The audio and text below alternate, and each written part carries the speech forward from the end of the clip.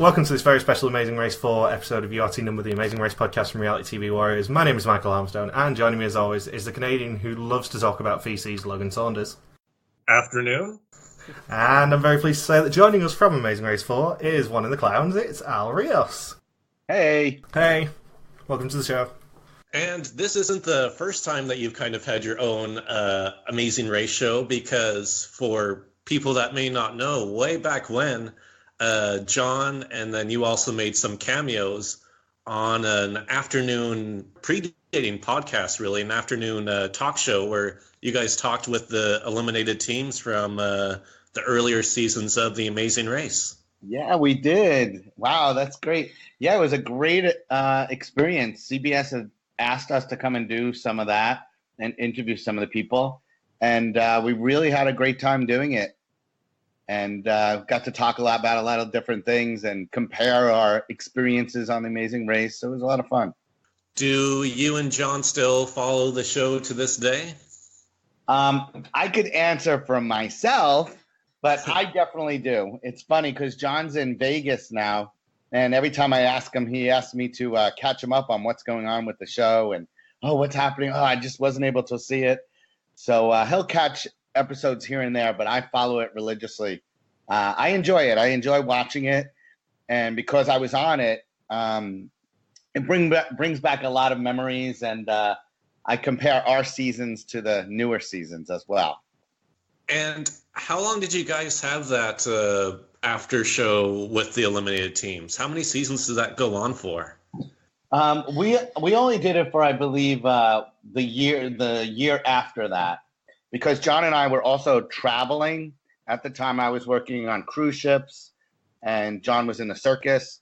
And we were able to fit it in and do that. I believe it was the year after our show, if I remember correctly. But it was only that one season that we did it. And I believe they took other people who were eliminated, who were on the show as well, to host it. Oh, okay. Yeah, it's been such a long time since that online series was on. During your guys' season, where did they have the elimination station for the eliminated teams? That's so funny you asked me that, because at the end of our season, when we had the finale show in New York, my brother asked Steve, he was one of the air traffic controllers. He says, "Where did you guys go once you were eliminated? Where was the city? What did they call it? The sequester. Yeah, sequester city." And it was so funny because he said, "I'm not allowed to tell you, but it rhymes with Brisbane, Portugal." So it was Lisbon, Portugal. It really, there were so many options as to where it could be with that clue. It was so funny when he said that. My brother started cracking up. But Jon and I never went there. We never went to sequester. So you guys were eliminated so late into the season that I've heard that with the fourth place teams it can happen where they don't really get that psychological time to wind down from being eliminated. You guys just go straight to the finish line in Phoenix, I presume is what happened? Yeah, actually what happened, it was very, very interesting. When we were eliminated, we were eliminated in Brisbane, Australia. And we came up at the very end, and it was a crazy leg of that race, to be honest with you. When we got there, all the other teams, when they said, "Jon and Al, you have been eliminated," all the other teams, which just never happens, came out. Because we really befriended a lot of them. We got along with them. They all came out, and, we started hugging each other, and there were tears, and everyone's talking. And I'll never forget the director, Bertram. He was saying, take this, tape it. And all the cameras were taping, because you usually don't see that. What happens is you get eliminated, and they just scurry you away, and the other teams never even get to see you. So, this was really unusual that they all came out, and, they were saying, "Oh, we're so sorry you're eliminated." Meanwhile, like, "Oh, really?" But, and then Bertram said, "No, you guys, I want you to run the rest of the race." And he said, "Just don't get in the way of the other racers." I believe there was like 4 days left. Something like that, 4 or 5 days.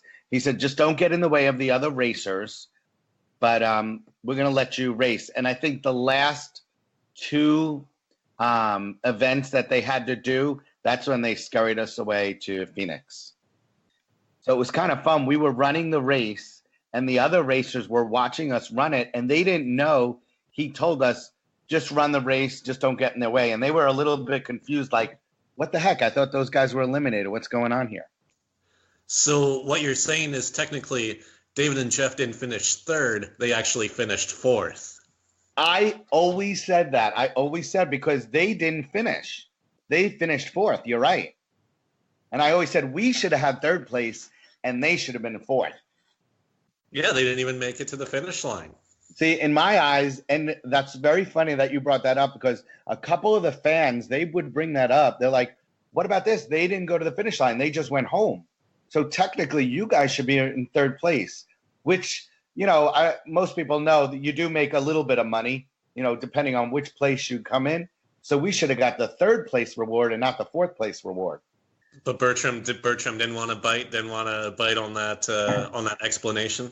You know what? We didn't even ask about that. I'll tell you, when we were eliminated, it was crazy what happened. Something happened in the Seoul, Korea airport and they didn't show it on TV. And I guess I could say it. It's been so long. We weren't allowed to talk about it. We had an NDA, non-disclosure form, NDF. In the Seoul, Korea airport, we couldn't purchase our tickets for the airport, for the plane. And they never showed it on TV. They never talked about it. But for some reason, the credit card or something like that wasn't working, or something happened. Later on, they told us it was the computer terminal at the Seoul, Korea airport. But we couldn't purchase our tickets. We were with a producer, and the producer, she said she didn't understand it. So she used her credit card, which was a CBS credit card. And in Seoul, Korea, they said, go to the gate because the entire airport was shut down because of a storm. They said they're opening up the airport and they're starting to load those flights. So we purchased the ticket while we were inside past security. We did it over the phone. They said, go to the gate. We'll bring your tickets there. And of course, it would be me, John, sound guy, and camera guy. Once we got there, they started calling John's name. John Weiss, passenger Weiss. He said, yes, I'm here.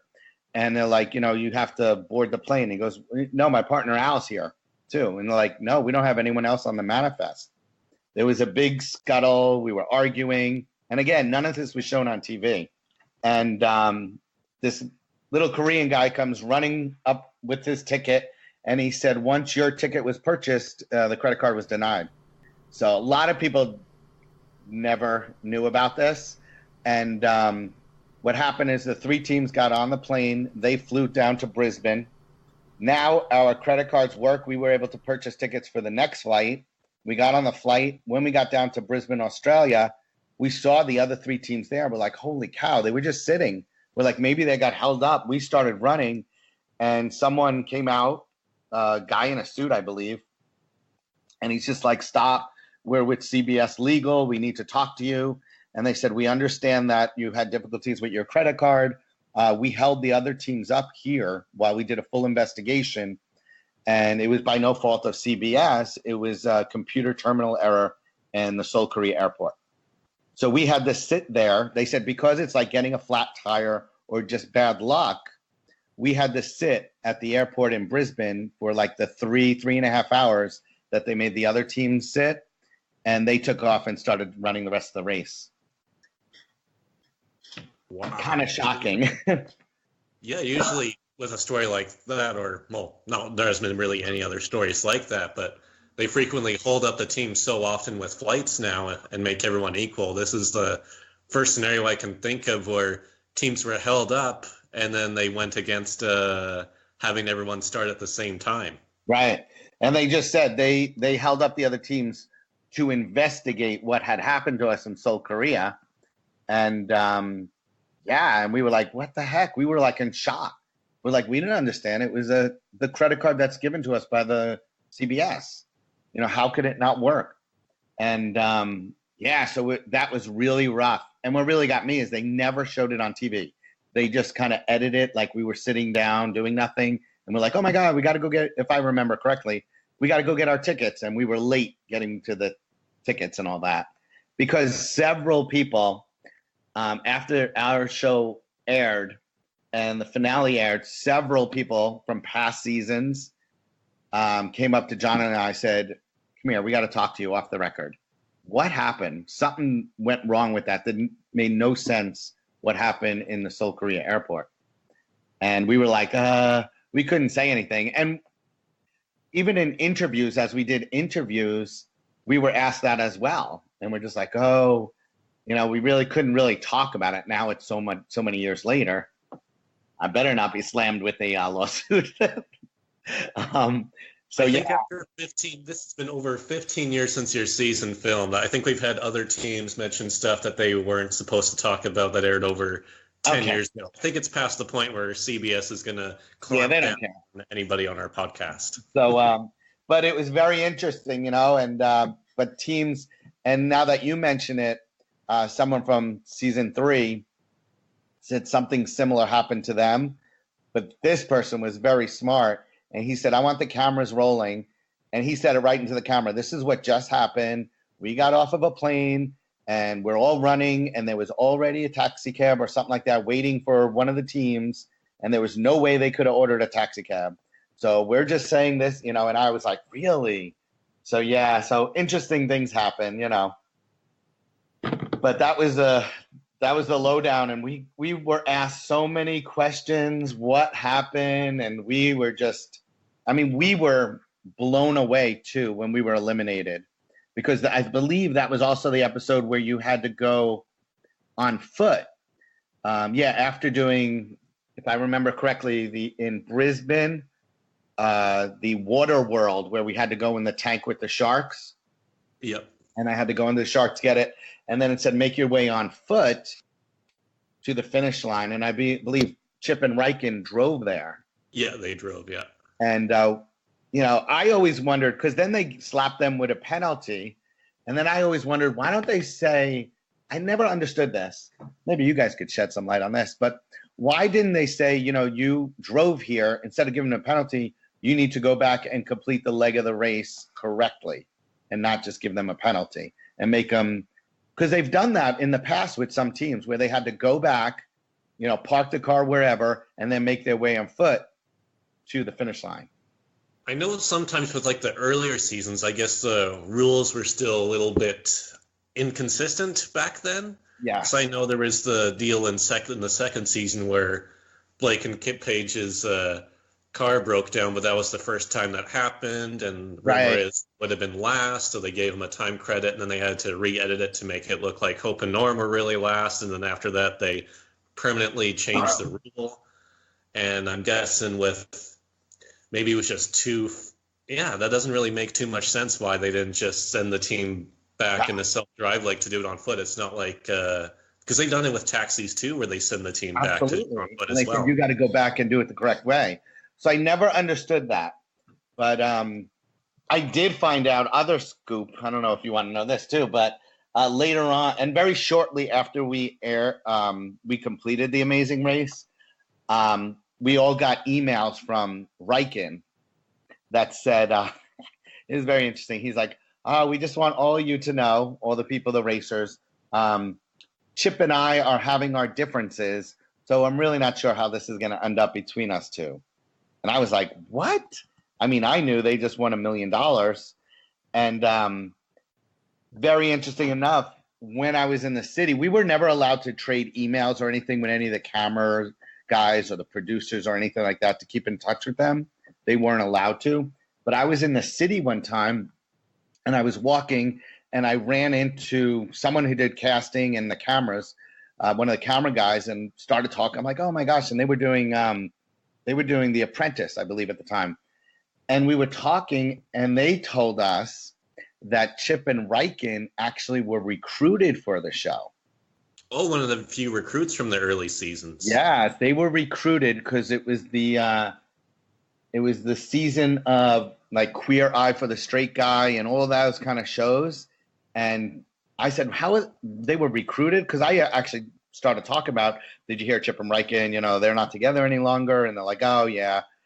And I asked someone after I found out they were recruited, started to do a little research of my own, and found out at the time of the show, they weren't a couple. They weren't together. And I was like, really? And I said, oh, they were recruited. So I go, wait a minute, that's fraud. So maybe they're not the winners and we can move up another step. But second. Yeah. Fourth place, third place. We're second place now. So, but, casting, of course, they said, no, when we recruit and we look for people, we go out and say, hey, we're looking for this type of person or this. And they're the ones who either say, yes, we fit the bill or no, we don't. And I was like, all right. But so I found it very interesting. And a lot of people have said, so does that mean that they figure out who the winner is on the show and it's all, pre-made? And I said, I don't think they could 100% decide who the winner is going to be. I think just like any TV shows or any production, they want to make it interesting. And they could sometimes, throw a little wrench in the works or do a little something to manipulate what happens. And as I watch, all the reality shows and different things, we know it's produced, we know there's directors, and we know that different scenarios are thrown in there to make it a little bit more interesting and make it good for TV. What's interesting is that actually in a significant percentage of the interviews we've done, we've interviewed Eric Sanchez, and him and Danielle weren't really were pretending to be a couple for All Stars, and we interviewed Kelly off of Ron and Kelly for season 7, where they had had already been broken up for a bit before they went on their season. So it sounds like it's something that stems back to almost the very beginning of The Amazing Race, where you have pretend couples. Yes. Weirdly, Justin and Diana were pretending to be together for the race as well. Yeah, that whole Icelandic proposal was just a big scam. It is also a scam. Yeah. Oh God. So they don't even watch The Amazing Race. They were like, "Wait, what's that? What show is that?" They originally played for Survivor. Yeah. So now that we know that Riken and Chip were recruited and other things were, maybe certain things are influenced or manipulated by production, the one thing they always stick to year after year is that non-eliminations are predetermined. I know. Do you think eliminations are truly predetermined? Oh, gosh, that's a great question. That has been asked of me so many times.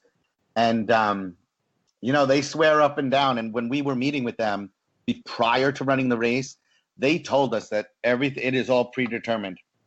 I think it's an extra tool for them that just in case they need to manipulate or do something, they could do it. Do I think some of them are predetermined? Yes. Do I think that they could change that predetermined status? Yes, I think they could. But you know what? A lot of people say that. A lot of fans also say that, it's not right that they have, oh, you're not eliminated because this was a non-elimination round. Why don't they do something a little bit more concrete where, I don't know how you would even do it in the show, but it shows them that, yeah, this round was also already predetermined before the race even started. A lot of people question that. Yes, and it's something that we've had other racers say where they've questioned whether it's predetermined. I guess one case where it's a bit more concrete is where it's keep on racing, like where Phil hands you the clue right away, because no one ever gets eliminated on a round like that. Right. Except in international versions. Yes, true. Oh, Latino America loves a TV continued elimination. Oh, do they really? Yeah, they've done it a couple of times. Oh, nice. Very interesting. Yeah, they usually don't get eliminated. They say, it's to be continued and you keep on racing. And that was something new that they threw in on later versions, I believe, as well. Because I don't believe we had anything like that. No, not till season 6 when they couldn't do a non-elimination Hungary because it was illegal for teams to beg for money. So they just said, oh, this random halfway point is like a semi-equalizer / pit stop. And then they just had a super leg essentially go on. And then several seasons later is when Phil would just one season later is when Phil handed them the clue to keep going. Oh, wow. That's interesting. Yeah. Phil is, I have to say, everyone asks me, oh, is Phil really this nice? Is Phil really that nice? Our season, and I'm sure even when I see him these days, if I wind up being someplace, he is the most down to earth, genuine, wonderful person I've ever met as far as a host in that capacity. In our season, he would be carrying his own wardrobe. He would be doing his own makeup. He'd be running around and doing stuff, just trying to get things done. And yet you could sit and talk to him on the side. And, you know, he had no air about him. Wonderful, wonderful person. And he's done some amazing things as well. I'm sure you guys are familiar with the ride that he did. Le Ride. Le Ride, yeah. The French pronunciation. Oh, Le Ride. Yeah, I went to one of the opening nights of that, and I was pretty impressed with what he does and, you know, how he cares about the community and everything. But wonderful, wonderful host. Incredible host. Yeah, I've been lucky enough to meet him once at the season 28 finale. That was actually I've been to 2 Amazing Race finales, and that was the first one I went to. And he just happened to be present at that one and got to talk to him for about maybe a solid 45 seconds or so. Really? Wow. That's short. Then he found out who Logan was and went, I'm not speaking to you anymore. Yeah. Canada. Ugh. Oh, jeez. Nah, Phil would never do that. No. But what a great guy. Yeah, everyone always asks me about him. They're like, he seems so nice. Is he really that nice? I go, oh, he's nicer than that. So genuine. And he would talk to Jon and I, too, afterwards at the finale party. Because when the show ended, they actually kept us an extra day, and we stayed in this big we had a party, and they showed us one episode before it even aired.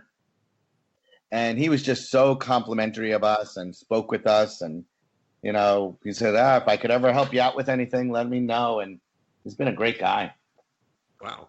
I'm surprised they actually kept you that they did that much for you guys back then, because nowadays it's such a short process for the teams. It's usually just 20 days of filming.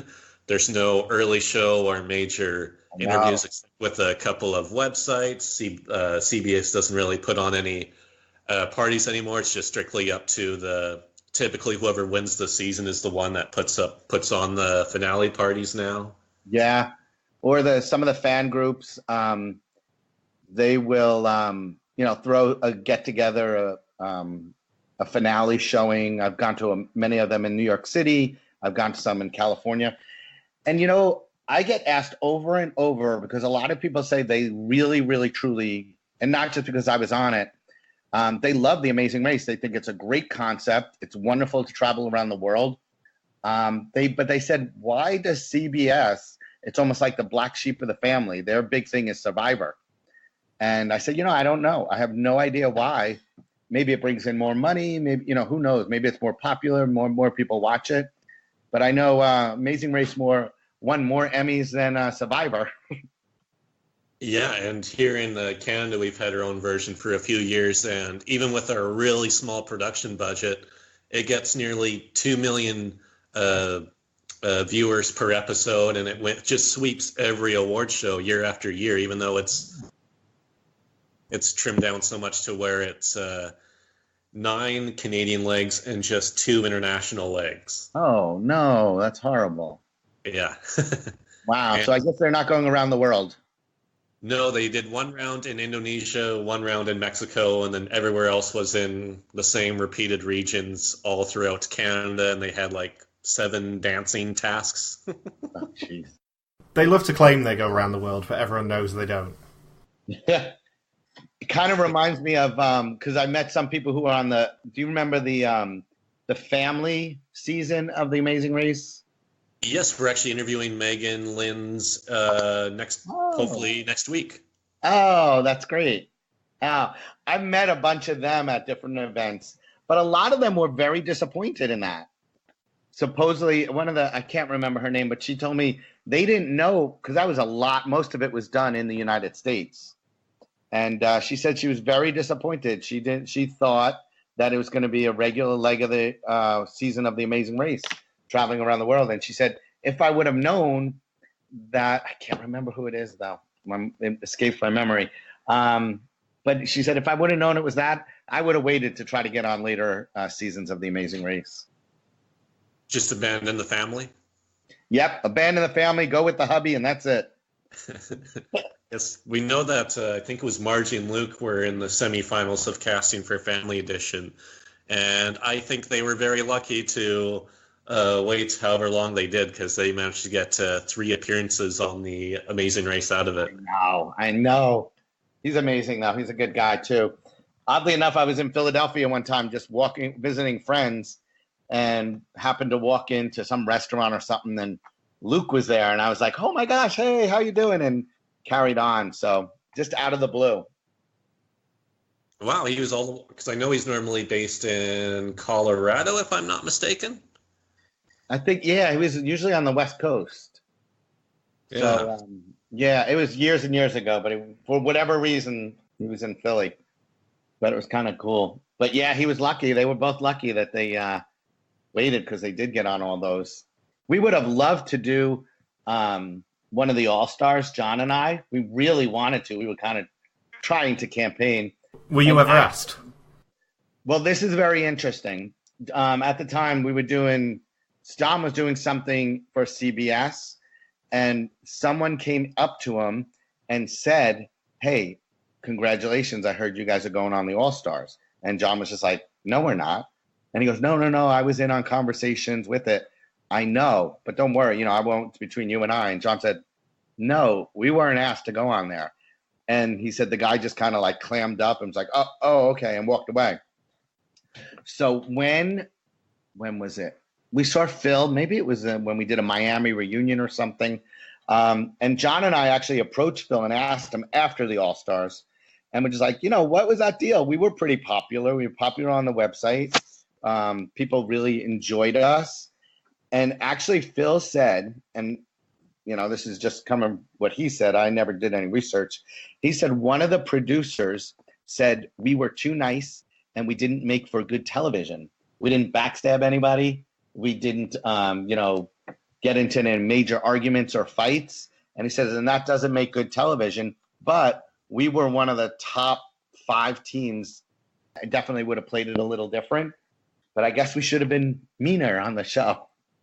Yeah, the next time that Millie has an asthma attack, just chuck that inhaler into the beaches, into the waters of Venice, and just take off running. Oh my God, I'll never forget that. That was in Venice, Italy. And we were, oh my gosh, we felt so bad. And you know what? It's just naturally who we were. Here she was having the asthma attack, ready to pass out. And Chuck was like, oh, what are we going to do? All the other teams are running for the train. And what do? We stop and give her some water. Are you okay? And just watch everyone get on the train and the train pull away. Yeah, we were called many names for doing that. But, it was just our natural instincts just kind of kicked in and we did what we would have usually have done. So, oh well. Yeah. It's why you need that diversity of personalities on the show. With Amazing Race Canada, they like to portray everybody as nice and have zero drama between teams at all. But especially with your guys' season, you have to have that balance between people who are a bit more conniving and have a bit more authentic reaction to what they would do in certain situations. Like, I'm guessing if Kelly and Jon see Millie having an asthma attack, I don't see them hanging around to give her water while the train takes off. Oh, no, I don't think so. They may drop her a little note that says, hey, Millie the Mole, and keep running or something like that. Or call him the Wolfman or something like that. Wolfman. I think they called him. Were you guys aware that they were calling them those names while filming?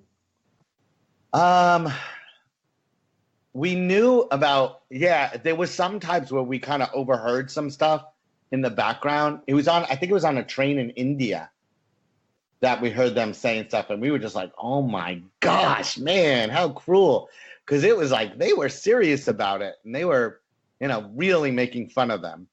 And I'll tell you, everyone who asked me with the Amazing Race, the first week or two, because we were definitely out there more than 20 days. I know that. I don't know if it was like 4 weeks or something like that. But in the first couple of weeks, you're running and you're like, this is exciting. I'm on a TV show.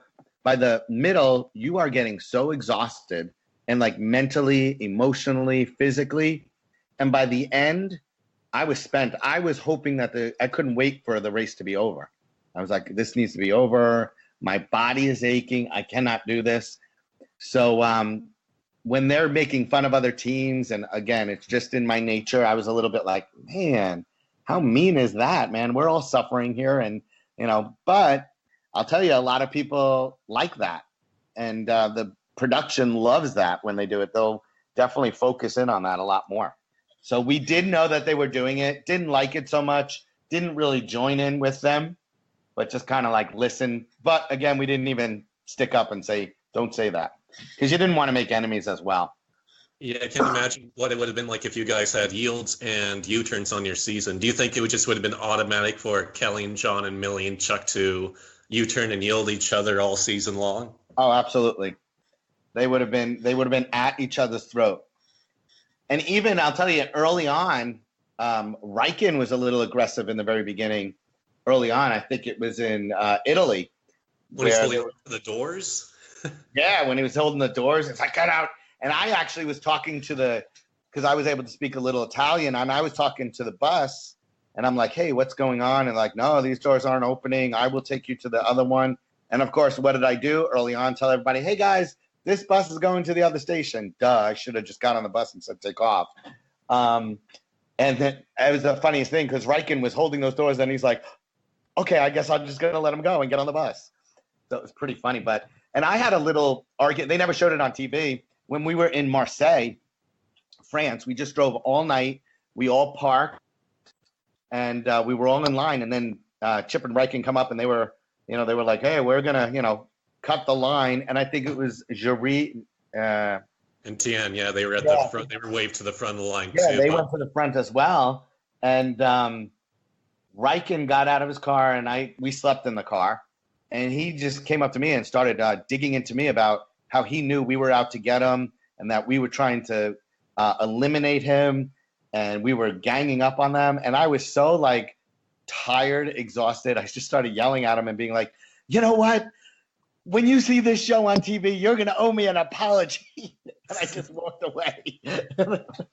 But I was like, where did he get it that we are out to get him and we are like ganging up on him? Jon and I were like, what? Where does he get this information? But you never know. People might see something or say something just to get them against us. Maybe balancing a pen on your nose or a clue on your nose is the equivalent to biting your thumb at Riken and Chip. You never know. Yeah, they probably looked at that like, how dare you do that? We can't do it.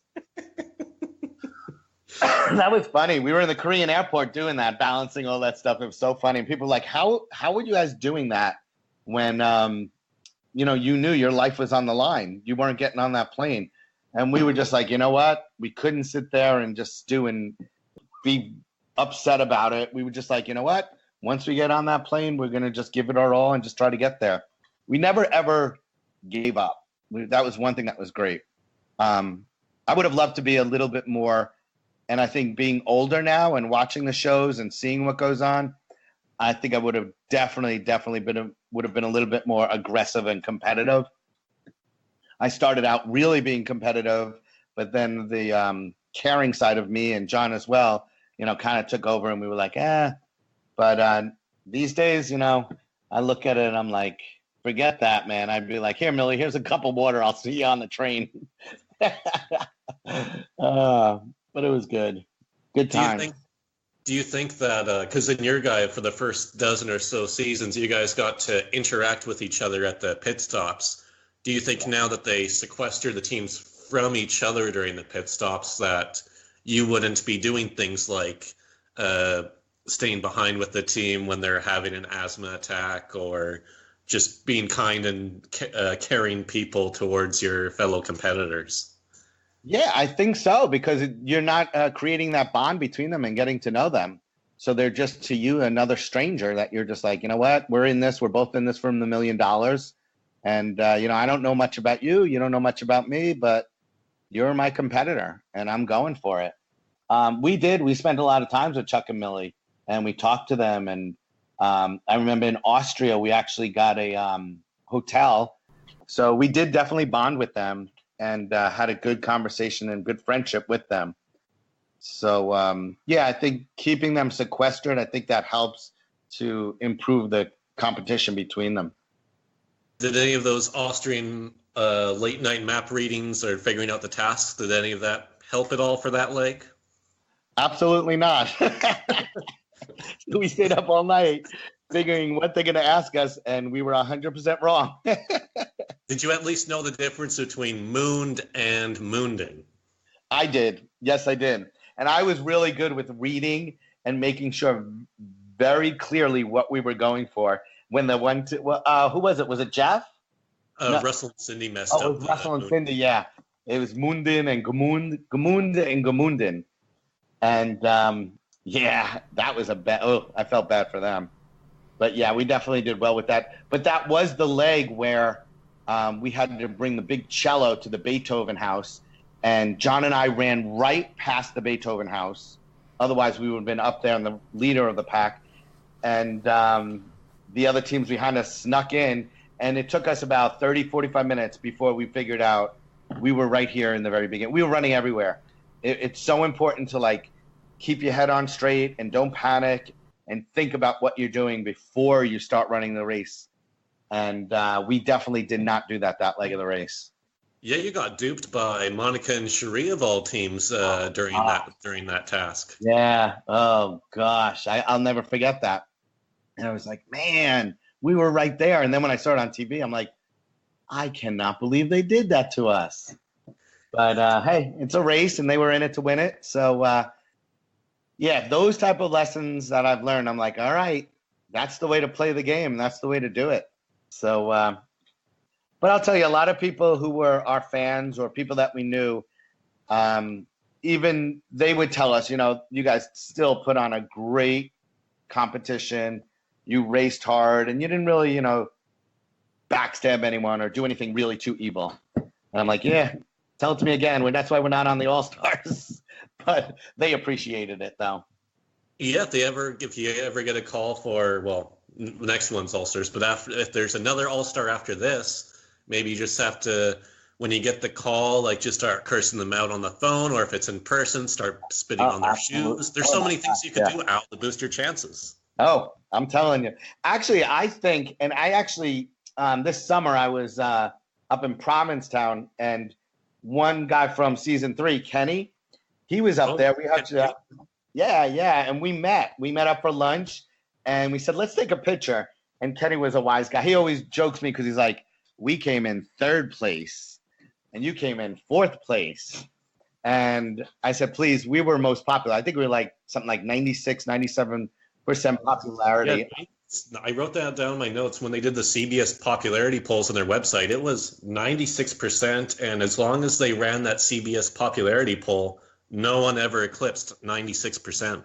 Yeah. And I love that. And do you know, in the beginning of our season, when they announced that there were 2 clowns on it, you guys probably know this because you guys know a lot more than I even do. They didn't like us in the beginning, and it was all on the blogs, and people were talking about it. They were like, "Oh, how stupid, clowns! This is dumb.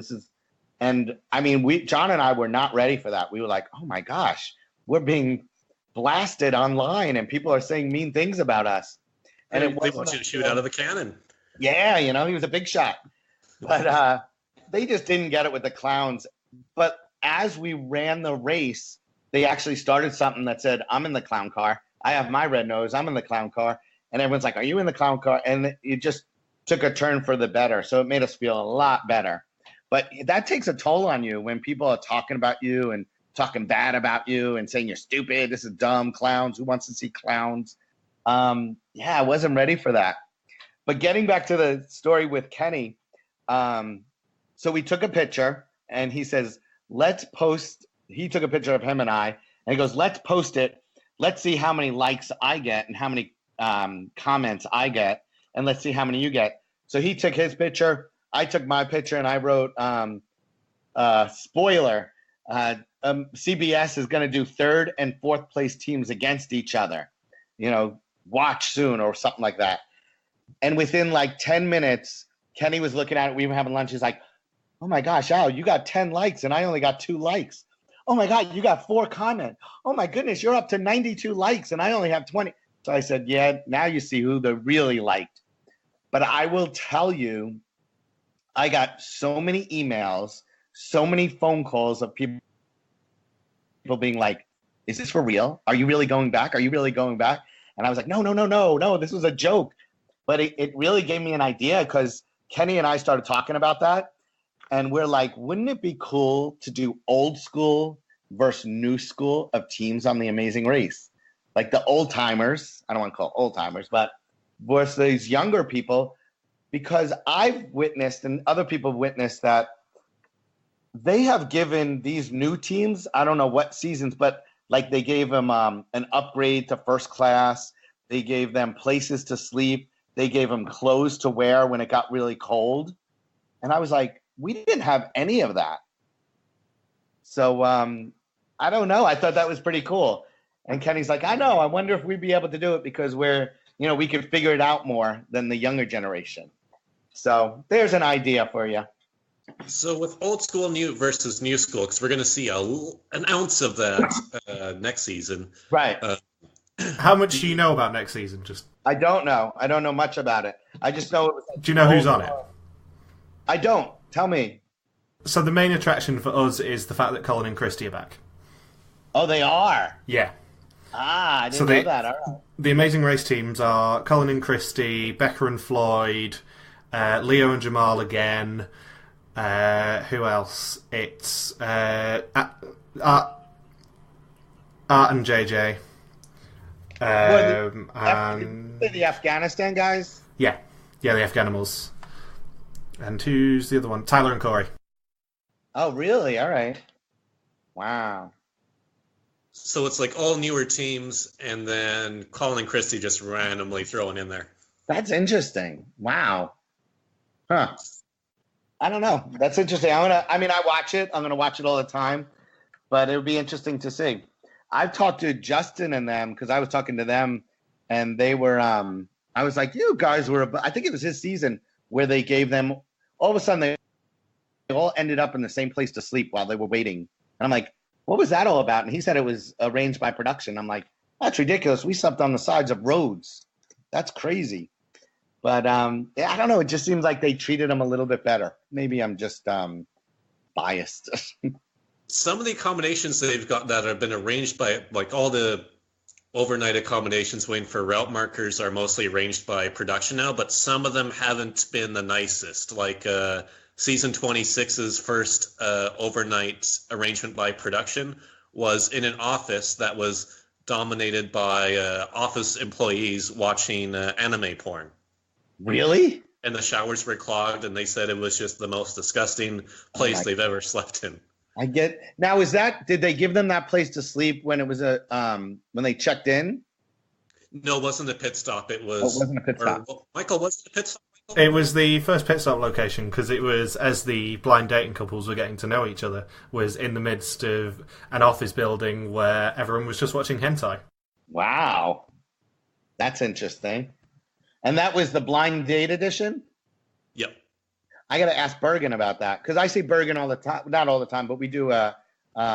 You guys should come out to there. We do Reality Rally. Have you ever heard of that? That's the one in Temecula? Yeah. Yeah, we haven't. I've been trying to get to that one, but I've never been to it. No. Oh, I've done a bunch of different fundraisers and charity events, and I would tell you by far that one was just phenomenal the way it worked out, and really all the money went to the Michelle's Place. So I've done it for the past 5-6 years, and I always see Bergen out there, and we always catch up on all the stuff. But I got to ask him about that. Yeah, it's something that they kept quiet for a little bit. I can't remember who told us originally. I think it might have been Mike and Rochelle told us about that. It was my source at the time who told us, and then I confirmed it with Mike and Rochelle when we spoke to them. Right. Source. Yes, we had a source in production for a couple of seasons. Oh, that's cool. But they've never, like our season, they never gave us a place to sleep unless it was at a pit stop. They never once. And I've seen on other subsequent seasons that they've given them places to sleep or they arrange something. And I've also seen it where they've given them like bags of clothes when it was really cold out. And I'm like, what? And I'm a little surprised at that. Yeah, they actually did start doing that. I think the season immediately after your guys' season, because I remember in the Calgary part of the final episode, Chip and Kim and Colin and Christian, Brandon, Nicole all had the matching Canada jackets and winter gear when they were up on the slopes. And I never understood that, because what they told us when we I didn't know it was just audio, but I got a whole bunch of my scrapbook stuff from The Amazing Race, and I was looking through it, reminiscing. But what they told us, their actual words were, be prepared for 8 weeks of travel in all extreme climates of the world, when we finally got the call that we were accepted. And I was like, all right. And I remember saying, oh, do I do it in a backpack? And they're like, we're telling all the teams the same thing. Be prepared for 8 weeks of travel in all extreme climates of the world, and that's all we could tell you. So I was like, all right. And it was hard to figure out how to pack for cold weather, hot weather, rainy weather. So, we didn't have some of the warmest stuff, but you had to just stick it out and do it. So when I was seeing them giving them these parkas, I'm like, what's going on here? Yeah, you guys filmed in the middle of January and February, if I'm not mistaken. Correct. Yeah. We ended, I think, like February 11th or something. Well, yeah, and you guys spent all the first 5 rounds in colder climates in Europe. Yeah, it was freezing. I'll never forget it. It was cold. And then we went right from the cold weather. Then they sent us to like India, and I actually got sick. We went to Amsterdam and then India, and I got really, really sick. Something in Amsterdam. I don't know what. I was like laying out, and I was like, John, I don't know what I'm going to do. I am sick as a dog. But, was able to battle through it. And when we got to India, that's when we got to Mumbai. It was like 11:30 at night. That was an incredible sight. I was like blown away. We got to the Bollywood studios, and it was late at night, and it didn't open until 9 o'clock in the morning. And I was like, I put on this bug repellent, and I just laid on the side of the road. And John's like, you're going to bed now? I'm like, yeah, the quicker I go to the bed, the quicker the morning's here. And I wake up in the morning, I got bit by something on my eye, so my whole eye was swollen. And they said, if you want medical, we could give you medical, but it'll take away from your racing time. So there's one little scene of me on the bicycle because I lost my glasses. So I told John, give me your glasses because I don't want to be on TV with this big swollen eye. So there's one little scene of me on the bicycle, and you can see it with the glasses on. But that was quite a leg of the race as well, that India. Oh, my goodness. Yeah, in that episode, especially the Mumbai leg, the tasks wasn't really the focus, or even forget that Monica and Cherie were even eliminated that episode. Yeah. It was more about just you guys going through probably some of the most severe culture shock we've ever seen on The Amazing Race. Oh, that was incredible. It was crazy. We were just beyond ourselves, just looking at where we were, the culture, the people, the way they live. We were in shock. And that was quite an event when we did that. Did you or John ever get groped on the train? No, we didn't.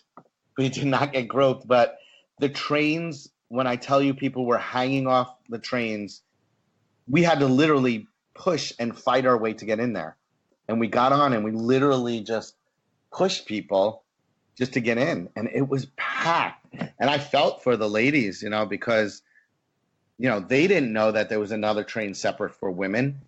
And when they were on that train, I'm like, there's no way. It's all men. How are they going to do this? I couldn't believe it. And yeah, sure enough, they got groped. And we were talking to them. They said it was ridiculous. They were screaming. They were yelling, get your hands off me. Stop touching me. And it was a culture shock, to say the least. Yeah, if only the Taekwondo training task in Korea came just a few rounds earlier. Could have offended all the attackers. Oh, that was funny. Let me tell you, Korea was one of the most difficult tasks that I had to do and I was just looking through, USA Today had me a picture of me in my underwear going in when we had to go to that lake, and they cut the hole in the lake and you had to dive under it and swim like 25 feet and come out. Everyone asked me what was the most difficult task, and I knew I was going to do anything with swimming because John wasn't a good swimmer, and he would do anything with heights because I hate heights. And you get to do face first down the side of the Brisbane building. That was in Brisbane. Let me tell you, that scared the hell out of me too. But this ice dive thing, they told us, and I knew it was serious because there was like 3 ambulances on site. We had to go in. They put like oil on our body, and these doctors were like hitting our body to like, I don't know, get the blood circulation going. And they said, if you go in and you can't make the swim on the first try, you have to come out, and we got to wait for your body to get a certain temperature. And we, at that time, we were sharing a cab, I believe, with Jeff and Dave. And we're like, oh my God, they're going to leave without us. But when I got into that water, I didn't have an ounce of air in my lungs. It was so cold. I swam it as quick as I could, got out. And John said he just looked at my face, and he says, in the top of my forehead, he could see this like vein popping out of my forehead. And he goes, half of your face was blue. He says it was the weirdest thing. He goes, and then they put this heat gun on you and these blankets. But he goes, I just looked at you and I was like, oh my God, what the heck's happening to him? He's turning blue. But it was freezing. It was so cold. And I've talked to people after that, a doctor once, he goes, yeah, that type of thing could put your body into shock. And I'm like, oh, so I guess that's why they had the ambulances there. Non-elimination leg in Korea. Yeah, really. But that was a great one too. Boy, we had really good, I think our season and the early seasons, they have such interesting places that we've gone to and tasks that we had to do. Now that I think about it all. And I believe Kenny was telling me this. Now they only travel about 19,000 miles, 20,000 miles. Is that what you guys heard? I think it's been roughly around that for some of the more recent seasons. About 2025 normally, I think. Okay. Because what I did is, and this is interesting, we were told that we weren't allowed to have, because I memorized my frequent flyer miles. Because I figured, I might as well get some miles while I travel. But then we were told we're not allowed to do that because people would try to figure out where we are and they'll report it, etc. So what I did is I saved all my ticket stubs. And when I came home, I wrote away to all the airlines. And I got like 46,000 miles on the airlines. So I'm like, wow, we did a lot more. Wow. Yeah, it was a bunch. I remember it was a lot. It definitely was more than 20,000 miles. But so I was a little surprised. And yeah, Kenny told me that they do it in about 19 days now as well. Yeah, your guys' was 27 days of actual filming. And how long were you guys in that preseason sequester for? The preseason sequester, you mean before we actually raced? Yep. I'm trying to think. I felt like it was a couple days, like 1 or 2 days or 3 days, something like that. I don't know if I'm confusing that with because at one time we went to Santa Monica just to meet with them. And I think it was 2 days, a day. Yeah, I think it was 2 days, if I remember correctly, before we raced. Did you size up any of the other teams or any teams that you initially looked at and thought they were going to do really well or teams that surprised you? We tried to. John and I followed the rules by the book. We wouldn't talk to anyone or do anything. Interesting enough, at the time, John was in the circus at the time. Steve and who's the other guy? Dave. Interesting enough, after we did our final interview in California, Sacramento, John was at the circus in Chicago, and one of those two guys was at the circus, and John was as a clown. He's like, hey, how are you? How was your trip to Sacramento? And the guy's like, what the hell? How does he know I was just in Sacramento? And it was funny. The first leg of the race, when we were traveling in limos, John was trying to tell him through sign language, because we weren't allowed to talk in the limo, that don't you remember the 3 rings? And he kept pointing to his wedding ring, ring 3.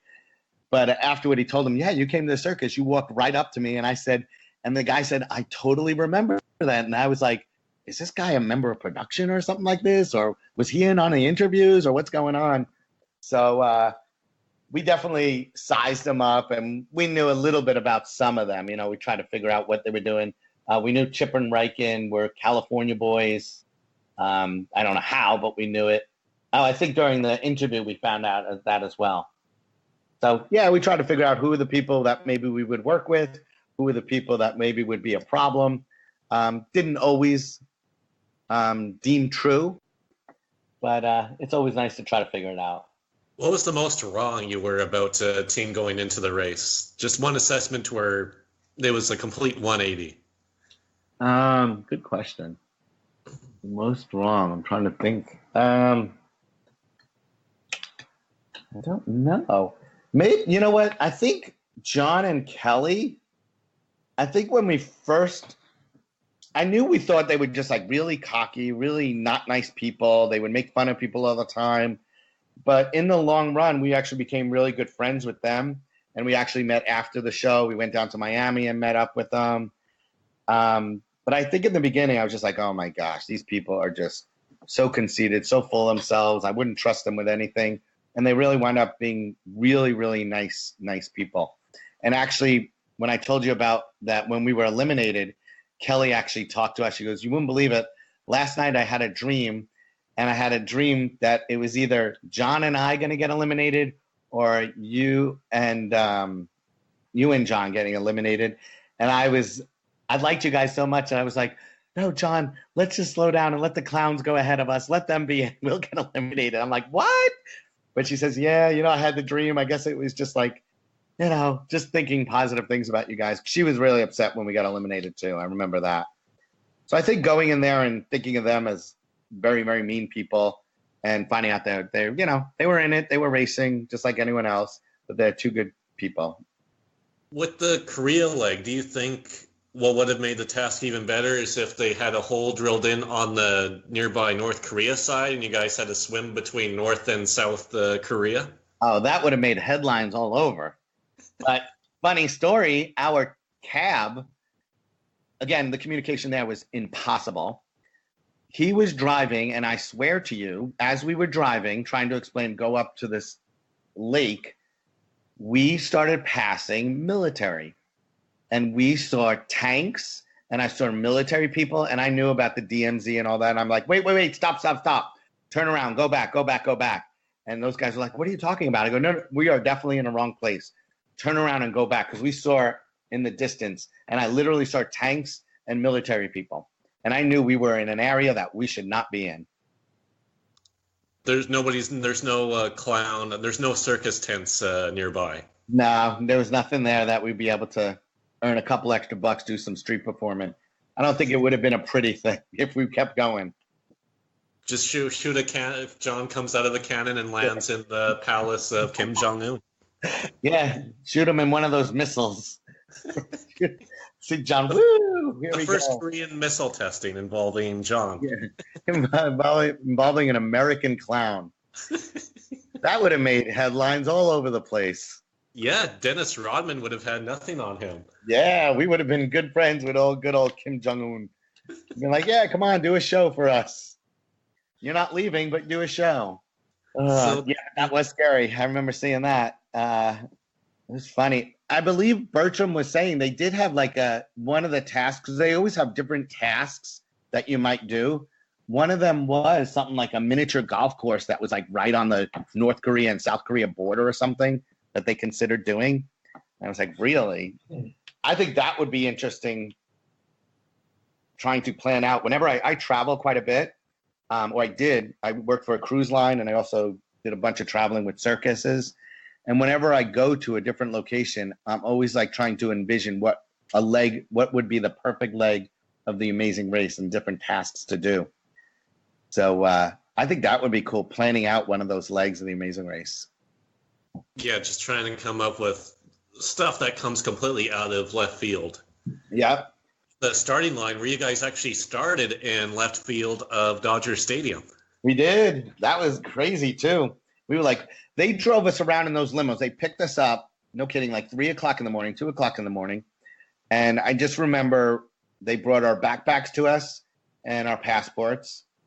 And they marched us down, put us in these limos, and all the windows were blocked out, and just drove us around for a couple hours. And next thing you know, they opened the limo and they say, you're just going to walk out or straight down and go right to the field. And we were like, where the hell are we? We had no idea. But yeah, we were out in left field. All the backpacks were out there, ran out. And that was also the one where I think it was Tian and Cherie's car, the back of it, the hatchback wouldn't latch. Yeah, it wouldn't close. Yeah. So they had to ask for another car. And I'm like, wow, what a way to start out the season.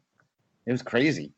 Speaking of Tien and Gerard, do you think they would have been eliminated a lot earlier because Tien did every single roadblock for them all the way to the end of their race? And 2 seasons later, they've adopted a rule where now teams have to, for the most part, they've done a couple seasons with exceptions, but all of the teams have to do an equivalent number of roadblocks. Yes. I think they would have. If they had to do that, they definitely would have. Because Gerard, first of all, the backpacks, I remember after the first leg, they had to like throw out stuff because they had so much stuff. And they were always at each other's throat. They were always fighting. And I'm like, oh, this is not going to end pretty. But I definitely think if they had that rule, they wouldn't have been able to go as far as they did. Yeah, Gerard just wasn't ideal for a lot of the roadblock tasks that you guys had during the season. Nope. And I also felt like she kind of gave up quickly. You know, she's like, oh, I just can't do this. How am I going to do this? You know, very negative, very negative. And then on the contrast, you have Tien, who was the first woman to do that bull hanging task that you guys did near the finishing point. Wait, which one was that? Where you guys had to hang on to that grip thing as the bulls pull you through the mud. She was the very first woman to do that. Right. Indian newspapers. The bull pulling. Yeah, that was good. That was a great task. I'll never forget that one. And you know what? I didn't even realize it said that there was goggles available. So I just jumped. John just kept telling me, go, go, go. We got to go, go, go. And I just jumped in there, grabbed the bulls. And let me tell you, I got a mouthful and a face full of that stuff. It was horrible. And we just kept running. But yeah, she was tough. What was that? And that's already with an infected eye? Yeah, with an infected eye. Oh, those are the fun days. Boy, oh boy. Yeah, that was another great leg when we had and I think, where was that? Was that Malaysia? No, that was in India because you guys rode the elephants. That was the roadblock, and before that, or just after that, you guys had to ride on the uncomfortable elephants. Correct, right. And we had to deliver the rugs or cotton or something. Yep. And yeah, that was fun. And John and I were used to riding elephants, so we were like, oh, this is old hat. This is no problem. Because I believe we had to either do the chickens, capture the chickens in the little bike and deliver them, or do the elephants. So we were doing the elephants. That was fun. That brought back good memories from the circus. Not so much good memories for David and Jeff from what we saw. Yes, not so good. Oh God, they were good. We called them guys the goats because they had little goatees. So that was our nickname for them, the goats. It didn't stand for greatest of all time. Oh no, boy, I should have thought about that. John would grab them by their little goatee and like, oh, the goats, and just grab them like that. Yeah, and we also gave them some. Was it them or John and Kelly when we did the palm oil nuts in Malaysia, and they couldn't find where the clue was. And again, what did we do? We said, oh, right back there in the wheelbarrow. I remember that as well. And that was hard to do, those palm nuts, because when you go to grab the palm nuts, there was actually these little stickers in them.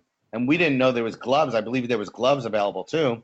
And we were just grabbing them and throwing up, and we got all these little stickers in our hands. But John would go at 1,000 miles an hour, and he'd be like, come on now, go, go, go, go, go. I'm like, chill out a minute. Just chill out. Give me a break. But got us far.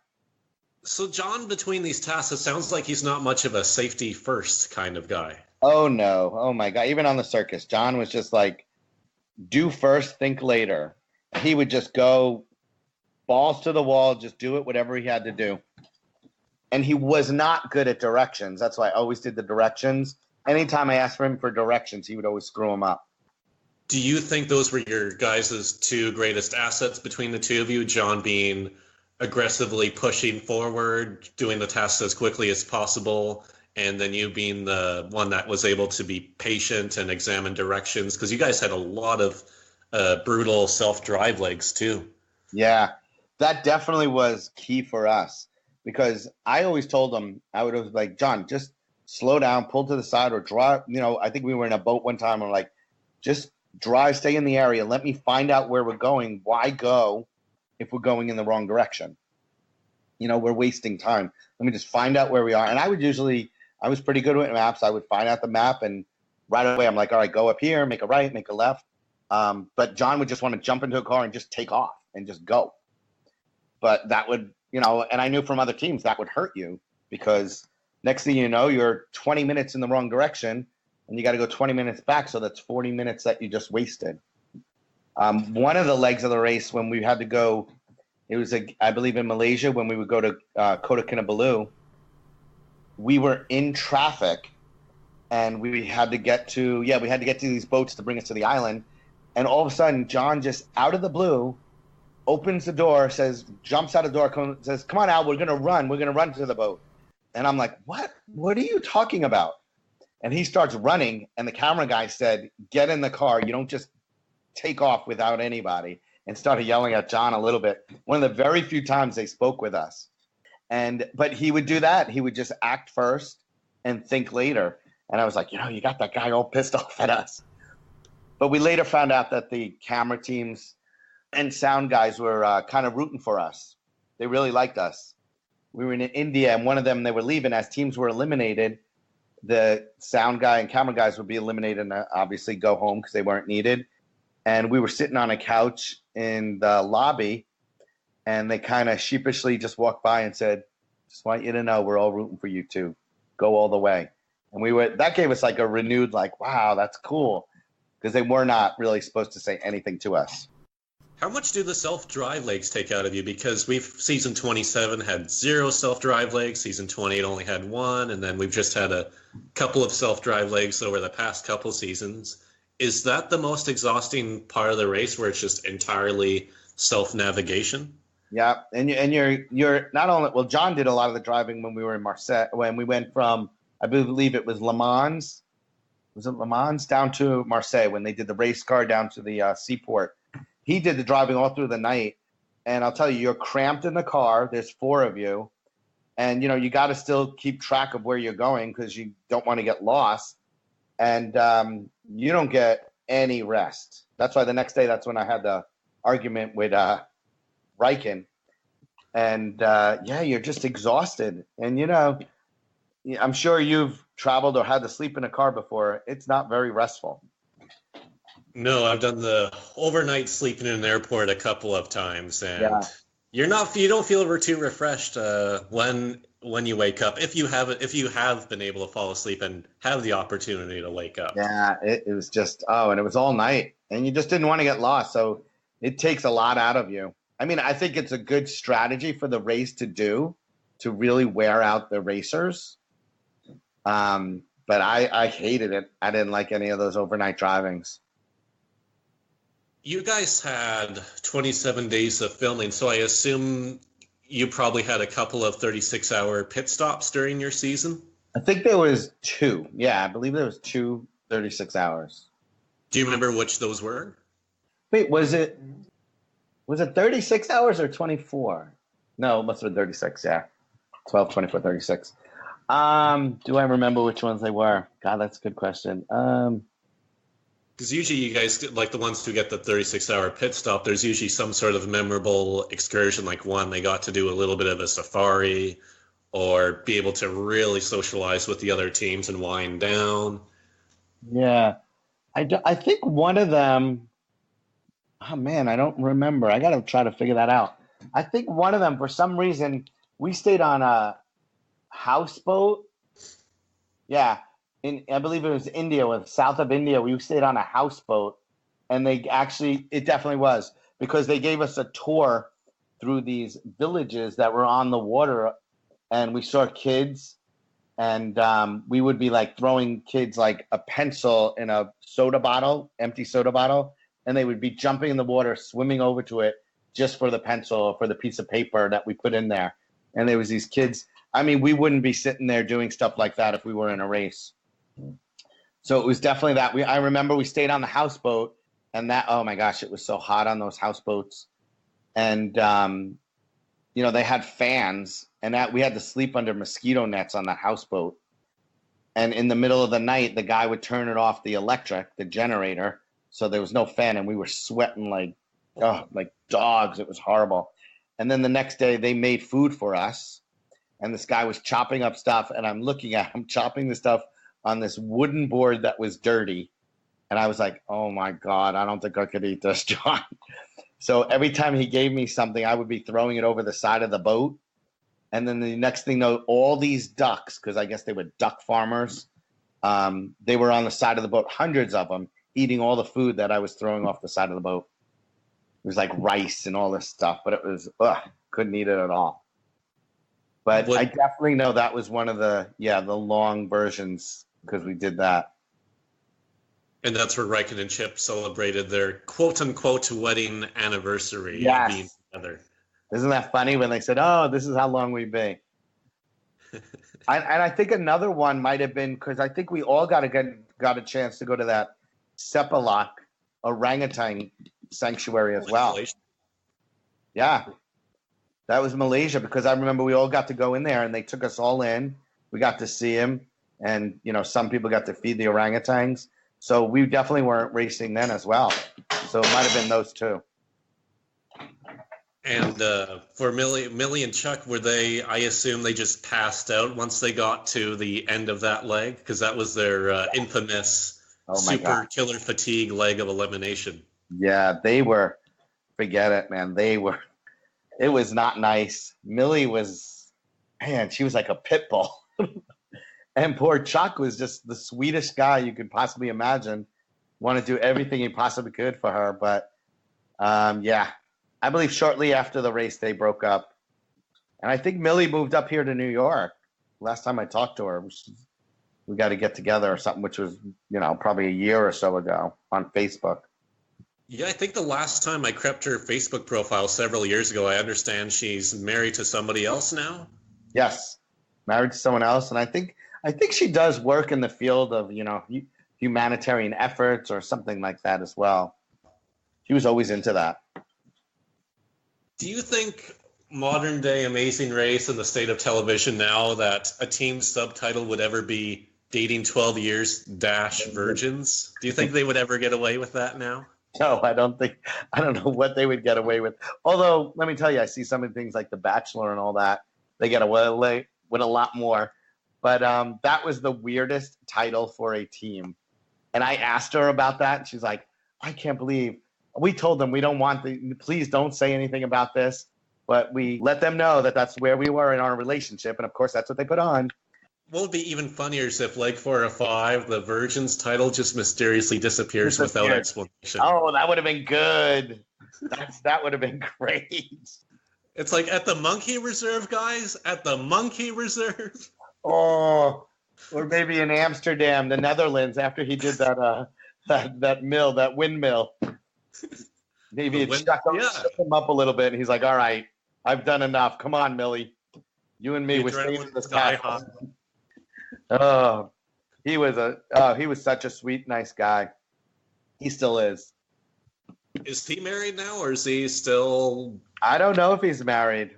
I really don't know. Last I talked to him, he was, and it's going back a couple of years, he was parking cars as a parking valet.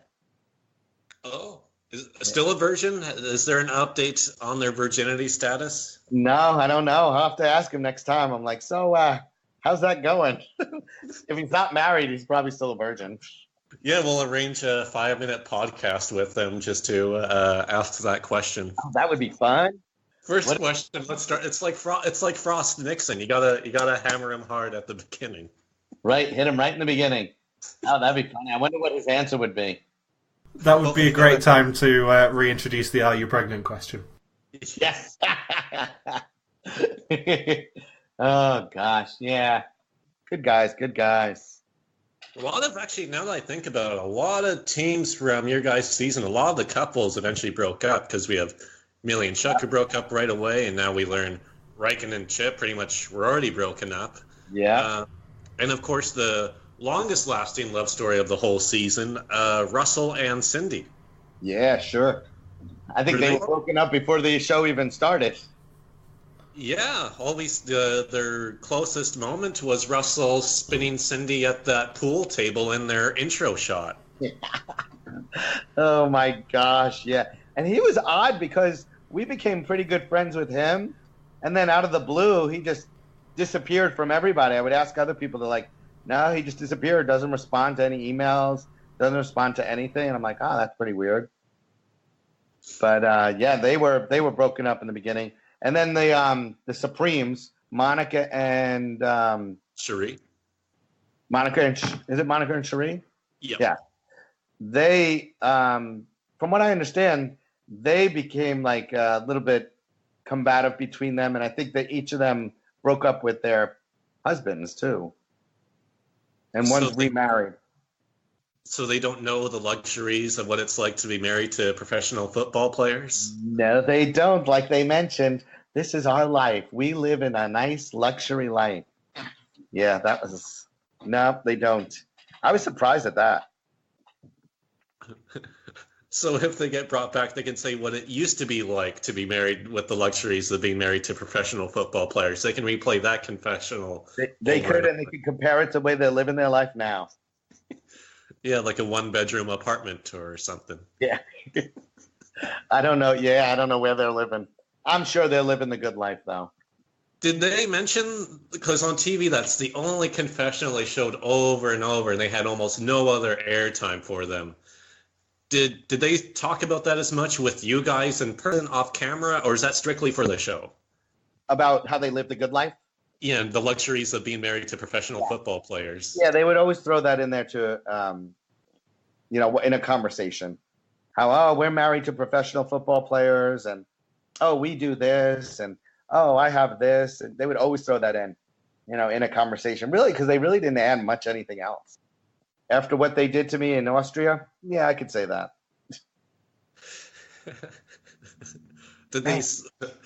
Was that how they ended the fight? Yes. Oh, yeah. By the way, just want to let you know, we're married to NFL players. Yes. We can dupe people to go to the wrong Beethoven or Mozart house because professional football players can afford the luxuries of going to classical music concerts in Vienna. That's right. And you are nothing but a lowly peon clown, so get out of my face. Not a clown in Mozart's courts. You would be a jester. I don't think clowns existed. That's true. Yeah. I still can't believe that they did that to us. When I saw that on TV, I had no idea. And when I saw it on TV, I'm like, damn, look at them. That's all right. We lasted longer than they did. It was game time. That's right. It was game time. Bring it on. You're in the game. They didn't make it to the Super Bowl of the end of the season. No, they did not. So Russell and Cindy was interesting because Russell didn't even do any post-show interviews. Was that when he already cut himself off from everybody? Was during the season while it was airing? Yeah, he was really like an on and off switch. Sometimes he'd be friendly, and next thing you know, he wouldn't even talk or anything like that. And I really think he was just like disgruntled, almost like I don't think he wanted to race it with Cindy. I really don't think he wanted. I think if he could have raced it on his own, he would have done it on his own. It has happened before in the Chinese version where a contestant was forced to do an entire leg on their own because their partner had visa issues for a leg. Really? Yeah. Wow. I didn't even know they had a Chinese version of Amazing Race. Yeah, so they had the series called China Rush for 3 seasons. I was going to say they've had 2. They had China Rush, and now they've got the celebrity version, which is traveling around the world. Oh, wow. Never even knew that. And they have a really weird format, too, where they will do one leg, like this is in real time for filming, where they'll do one leg per week. Like they'll race for one day and then they'll go back to their day jobs or whatever and then come back like 6 or 7 days later and then go to the next location. Oh, that's a really weird format. So do you guys still keep, or actually just a question in general, I guess, who do you still keep in contact with from your season other than not Russell? Like I said, Millie and Chuck, and it's mostly like online or emails or stuff like that. But Millie and Chuck, I've been in touch with them. Dave, the air traffic controllers will throw John. God, I can't remember. Dave Cottingham? No. Dave and I can't think of the name. Help me out. Air traffic controller. Steve and Dave. Yeah, through online Facebook, we'll keep in touch with them. A couple times they traveled through to Long Island and we met up. Jon, obviously, we get together. We try to get together once or twice a year. We do the reality rally all the time out there. This is your partner, Jon? Because you have a lot of Jons and Steves and Daves on your season, so this makes it really confusing. Oh yeah, that's right. There was a lot. Yeah, this is Don Weiss. He's out in Vegas now, and him, his kids are out there, and I try to go out there. They're actually doing something September 28th, and I wasn't able to make it. But I'll be out there in May. May is that reality rally. I'm really trying to plan on doing that. We keep in touch, but he's busy. He's no longer in circus. He's doing like a real 9-to-5 job, and he can't stand it. So we keep in touch, and I have to say, I think that's about it. You know, every once in a while, Josh, was it Josh? Yeah, Rivers. I nicknamed him Rivers Como. Rivers Como. Josh, I would sometimes him or his dad on Facebook. I'll tell you, Facebook is a great tool to just keep in touch with people throughout the world. And that's about it. You know, of course, if I heard someone was in town, I would definitely reach out to them. Or if I'm in their area, I would try to reach out to them. I was in Miami once and I reached out to Chip and I met up with him. Like I said, Jon and Kelly, we did. But the rest of them, not so much. Are David and Jeff still stranded in Hawaii somewhere? Has anyone seen them over the past 15 years? I don't think so. And I still want to say I think we should be third place. I'm glad you echoed that sentiment. Whenever I tell people that. Racken and Chip don't count anymore, remember? Oh, yeah, that's right. Second place. So now Kelly just has to make good on the dream she had, and you guys would now be first, the winners of season 4. Oh, my gosh. Look at that. We went from 4th to 1st. I like this. We need to talk more about this. Is there any statute of limitations? Maybe we could go back. I think if Colin Christie can be brought back 26 seasons later, I have a feeling there is no statute of limitations, except on the potential lawsuit of mentioning what happened in South Korea. Oh, there you go. Okay, good. Yeah, I cannot believe 26 seasons they back.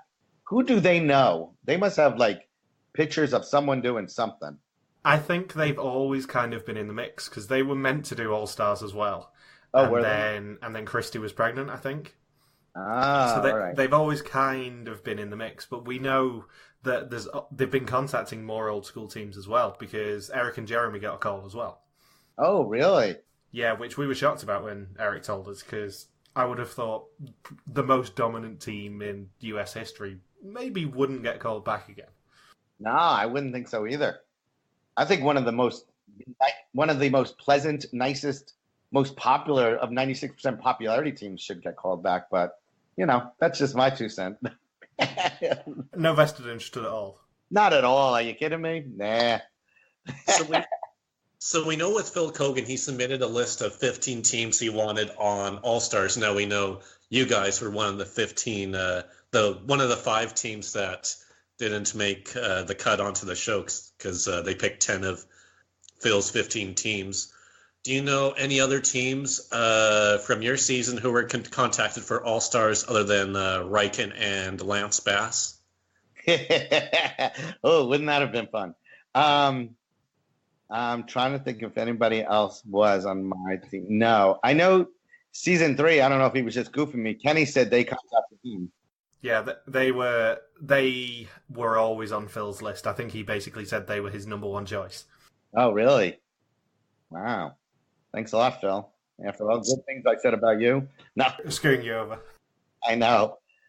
Hey, Bertram always liked the circus aspect of things. And I think the year after ours, or shortly after ours, they did something in a circus. I'm trying to think. They did something with a circus. I remember. They did in 17. Yeah, 17. They did the Russian circus in season 17. Oh, okay. All right, so it wasn't shortly after ours, but Oh, actually, Family Edition. Pardon me. Family Edition did have a trapeze task in Quebec. Oh, okay. Oh, cool. So shortly after your guys's. Yeah, so we gave him the idea. And they did pick a team of clowns on season 19, but those clowns, or season 20, 20, those clowns did not do as well as you guys did. No, they didn't. And I know them. I know who they are. They were on the road. They were Ringling as well. And it's so funny because people have said, you guys were better. They were just, I think he really messed up with some counting of cows or something like that. I forgot. Yeah, he had dyslexia, so writing down numbers and math was his roadblock, and he was just pretty much doomed. Yeah, that was it. I remember watching that. And I was like, ooh, this isn't good. This isn't giving us a good name. But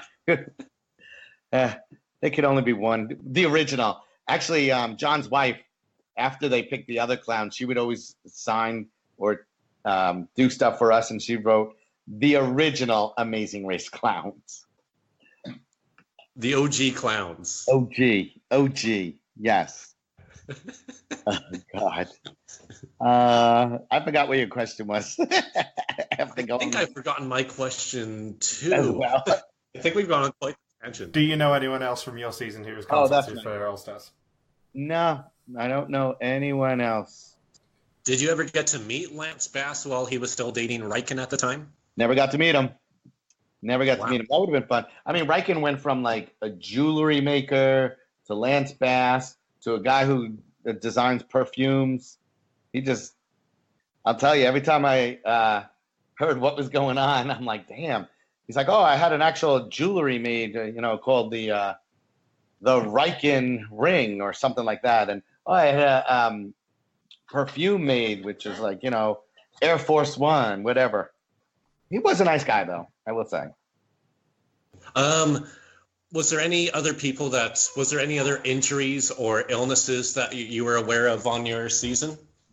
I know Jon and Kelly. Kelly said during the karate one, the Seoul Korea Jiu-Jitsu, her whole hand was busted up from doing that wooden board. That was hard, actually, the wooden board one. When I first attempted it, I couldn't get through like 3 of the boards. And Jon was just like screaming at me, like, don't even look, just do it. So I know she got hurt. Millie with her asthma. She had a couple little asthma attacks. Nobody else that I remember got sick or injured or had to have any medical. Other than Chip getting busted up by Millie in the chase for the fiacres? Remember that when she was laughing? I scratched his face. Yeah, that was pretty funny. She drew first blood on the season. Yeah, and that was good. That was when Jon and I noticed that or something with that. Grab that thing. That was fun. That was a good one. And then Steve or Dave, I forgot which one of them hurt his leg. Oh, his knee, yes, when he was climbing up the Alps. Yeah, in the Alps. Did his knee ever recover by the time they got eliminated in Amsterdam? Not that he was much faster on a perfectly healed knee by the looks of it in the episodes. Yeah, I think it was all an act he was putting on. He just wanted a little extra airtime. He knew his time was numbered, and he's like, if I fake an injury, they'll have to really focus in on this. Because he was doing pretty good after that, let me tell you. How did Steve and Dave they were still eliminated in 8th place, but how in the world did they even make it that far? I don't know. I was always wondering. I'm always like, can't believe this. They're still, I can't believe this. I just think they had good fortune and good luck. And of course, this is one question I've always been wondering. A lot of fast forwards were claimed on your season, and other than Deborah and Steve, Amanda and Chris, and Russell and Cindy, I think you and Jon are the only other team that didn't go for a fast forward the whole season. Yeah, we didn't, because it was different. I believe, if I remember correctly, in each clue, there was a fast forward. And once you used it, you couldn't use it again. Because I remember there was a lot of fast forwards. It's not like it is now, where it's like here or there. But, and I actually have one of the fast forwards. We were waiting, because we were really convinced that we were going close to the end. We were on fire at the time. We felt really good until we just hit that wall in Seoul, Korea. So we were playing it very conservatively, and we're like, we're going to just hold on to that fast forward when we are dead stuck someplace, then we'll just pull out the fast forward. And that opportunity just never came up because I think in your elimination leg, David and Jeff took the fast forward. They took the fast forward in the elimination, and it just never, never came up, or we never felt like we had to do it. And when we saw the other teams in Brisbane, we really felt like, wow, this is good. This is good fortune. Something happened. And then when the guy came out of the woodwork and said, no, I'm with CBS legal department and blah, blah, blah. And I'm like, what? I was like, where does this we don't remember talking about this when they were going over stuff. Was the Brisbane airport at least nice? Yeah, he was very nice. Real nice guy, tall, skinny guy. I don't know his name. Very nice about it. He just explained it to us. And I'll tell you, at that time, you're so emotionally wasted and you're like physically wasted. You're like, what is going on? I couldn't think of what to do. And Jon actually memorized his credit card. So when we were in Seoul, Korea, we were going to use his credit card. But the producer said, you're not allowed to use that. You're not allowed to use your own credit card. You'll be eliminated. And that's when she said, here, use my credit card, because it's a CBS credit card. We'll explain it to the producers at the end of the race. And she was in shock that hers only allowed for one ticket.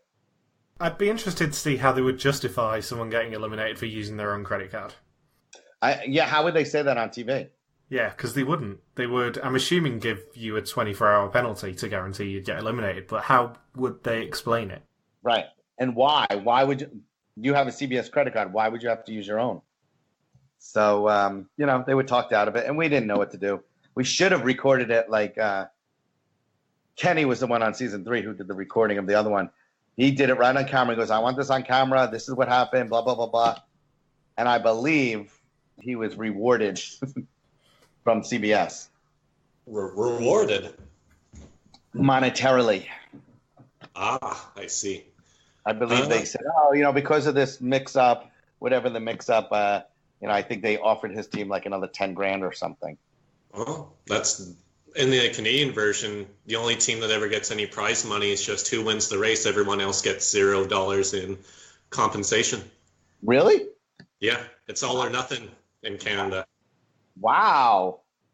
Have you guys found that with other, countries? I think Australia does the inclination of, when they had the 3 seasons, I believe there's consolation prizes for the trailer for all the other teams that were eliminated.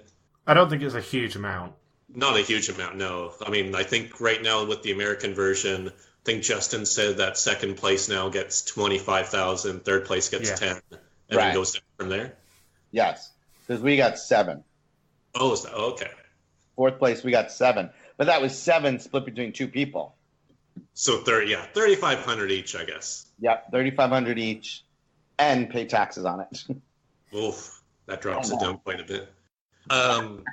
You were part of the very last tie that they allowed on The Amazing Race. Did production ever say, did they make that rule change right during mid-season, or did they wait till the end to say, hey guys, no more ties allowed? What happened was this. You're talking about I think it was in Italy, right? Yeah, there's 2 ties. One was when all 3, I assume part of the reason was on the first leg when all 3 teams had to get the prizes from Royal Caribbean. And then there was a tie with you guys and Millie and Chuck and Marseille, it looks like. Oh, was it really in Marseille? Yeah, there's 2 ties. One with all the teams winning a leg, and then you guys tied with Millie and Chuck in leg 4. Wow. I don't even remember that one. But yeah, I remember the first one, where all the teams, and they did bring us all together, and they said, that's when they said, well, since they waited, and there was 3 teams, for the next 2 legs of the race, there will be no prizes for the first place team. And everybody's like, yeah, that's what they told us. So they said, because they're taking those prizes and giving it to the 2 teams that they waited up for. So that's what they told us. I remember that. They brought us all together and said that. And, the Millie and Chuck one, I kind of don't remember. I don't know why. I'm going to have to go back and look at that. But yeah, after you guys only tie for second, like there's not even a prize up for grabs. But for whatever reason, after that, they just didn't allow ties, no matter what position. Yeah, and I think that's a good call because teams would just wait up for each other. It's a competitive, and why wait for each other? You know. So I think that's a good call that they did that. They don't allow the tying, and it's the first come, first serve. That's it. You guys had looks like 2 second place finishes, and you guys would have been first 2 more times if not for fast forwards being taken. Right. I always remember that. Yeah, that's right. Chuck and Millie took the fast forward. That was the mill, right? Was that the Netherlands one? Yeah, I remember that. And I was actually surprised that they did that. That they took that because I didn't think they were doing that bad. I think she was having a breakdown by that time. Maybe the air in Amsterdam just wasn't the cleanest. There's some sort of pollutant or substance in the air that made it difficult to breathe. Yeah, it probably had an effect on her. That Amsterdam leg was such a weird leg of tasks because you guys not only flung cow feces and hung around a smoker statue, but you also played with what multiple races referred to as eels that felt like slippery penises. Yes, that was funny. And I will tell you this, that was a fun leg of the race. That was one of my favorite legs of the race. And when we were throwing that cow manure, I don't know if you noticed, but at one point, Jon, his boot got stuck in the cow manure, and he wound up stepping in the rest of the cow manure with his sock. Oh. And it just soaked into his sock. Because when we went into the cars, they had the cars like plastic over the seats and everything. He's like, "Oh my God, my socks! I got to throw out my socks." Well, we laughed our asses off. And then with the eels, because we got there rather early, the eels were really alive and they were moving around and so I was kind of like freaking out. And one of the guys before we went in said, "Just make sure you don't let their mouth bite you on the hand." And I'm like, "What?" And Jon's like, "No, they would never make us do something that you could get hurt. Don't worry, just get in there and do it."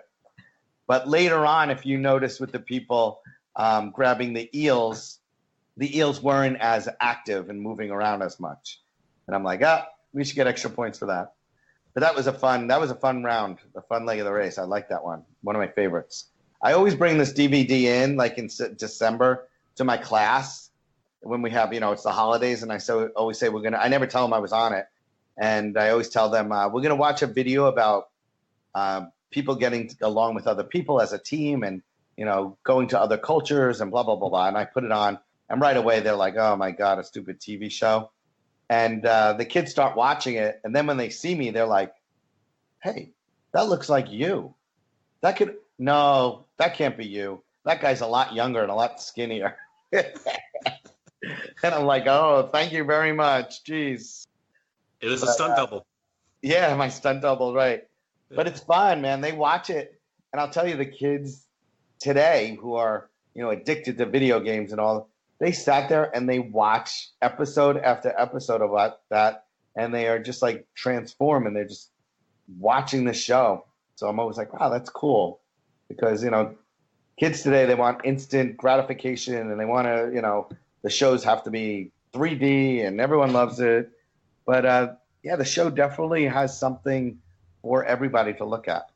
When you guys got the visas back at the start of the race, were there any countries listed on the visa that wasn't used? Yes. There was one, I believe we had something from Madagascar. Ooh. On there, which I thought was going to be really cool. And that was the one that stuck out to me. So Madagascar was the only one that you can remember as far as you know? I think so. Oh, okay. Yeah, because now they don't even do any fake out countries at all. Whatever you get back on those visas on the passports, for countries that you still need visas for, that is, those ones are always used. Oh, really? So they're always used, yeah. Production costs. Yes, absolutely. Why spend extra money? But sorry, go ahead. Oh, no, go ahead. Oh, I was just going to say, I was just going through a couple of other teams that we hadn't really talked about. Amanda and Chris, did you have much interaction with those guys? Because they were the first to pull the old win the first leg, then come in last on the next leg. Yeah. Well, no, we didn't really have much interaction with them at all. Chuck and Millie, I think, kind of like connected with them in the very beginning. And when we went to get Milano, there was a big mix-up in Milano because people were pulling more bus tickets than they should have pulled. So they had to stop production. Yeah, I think it pulled up.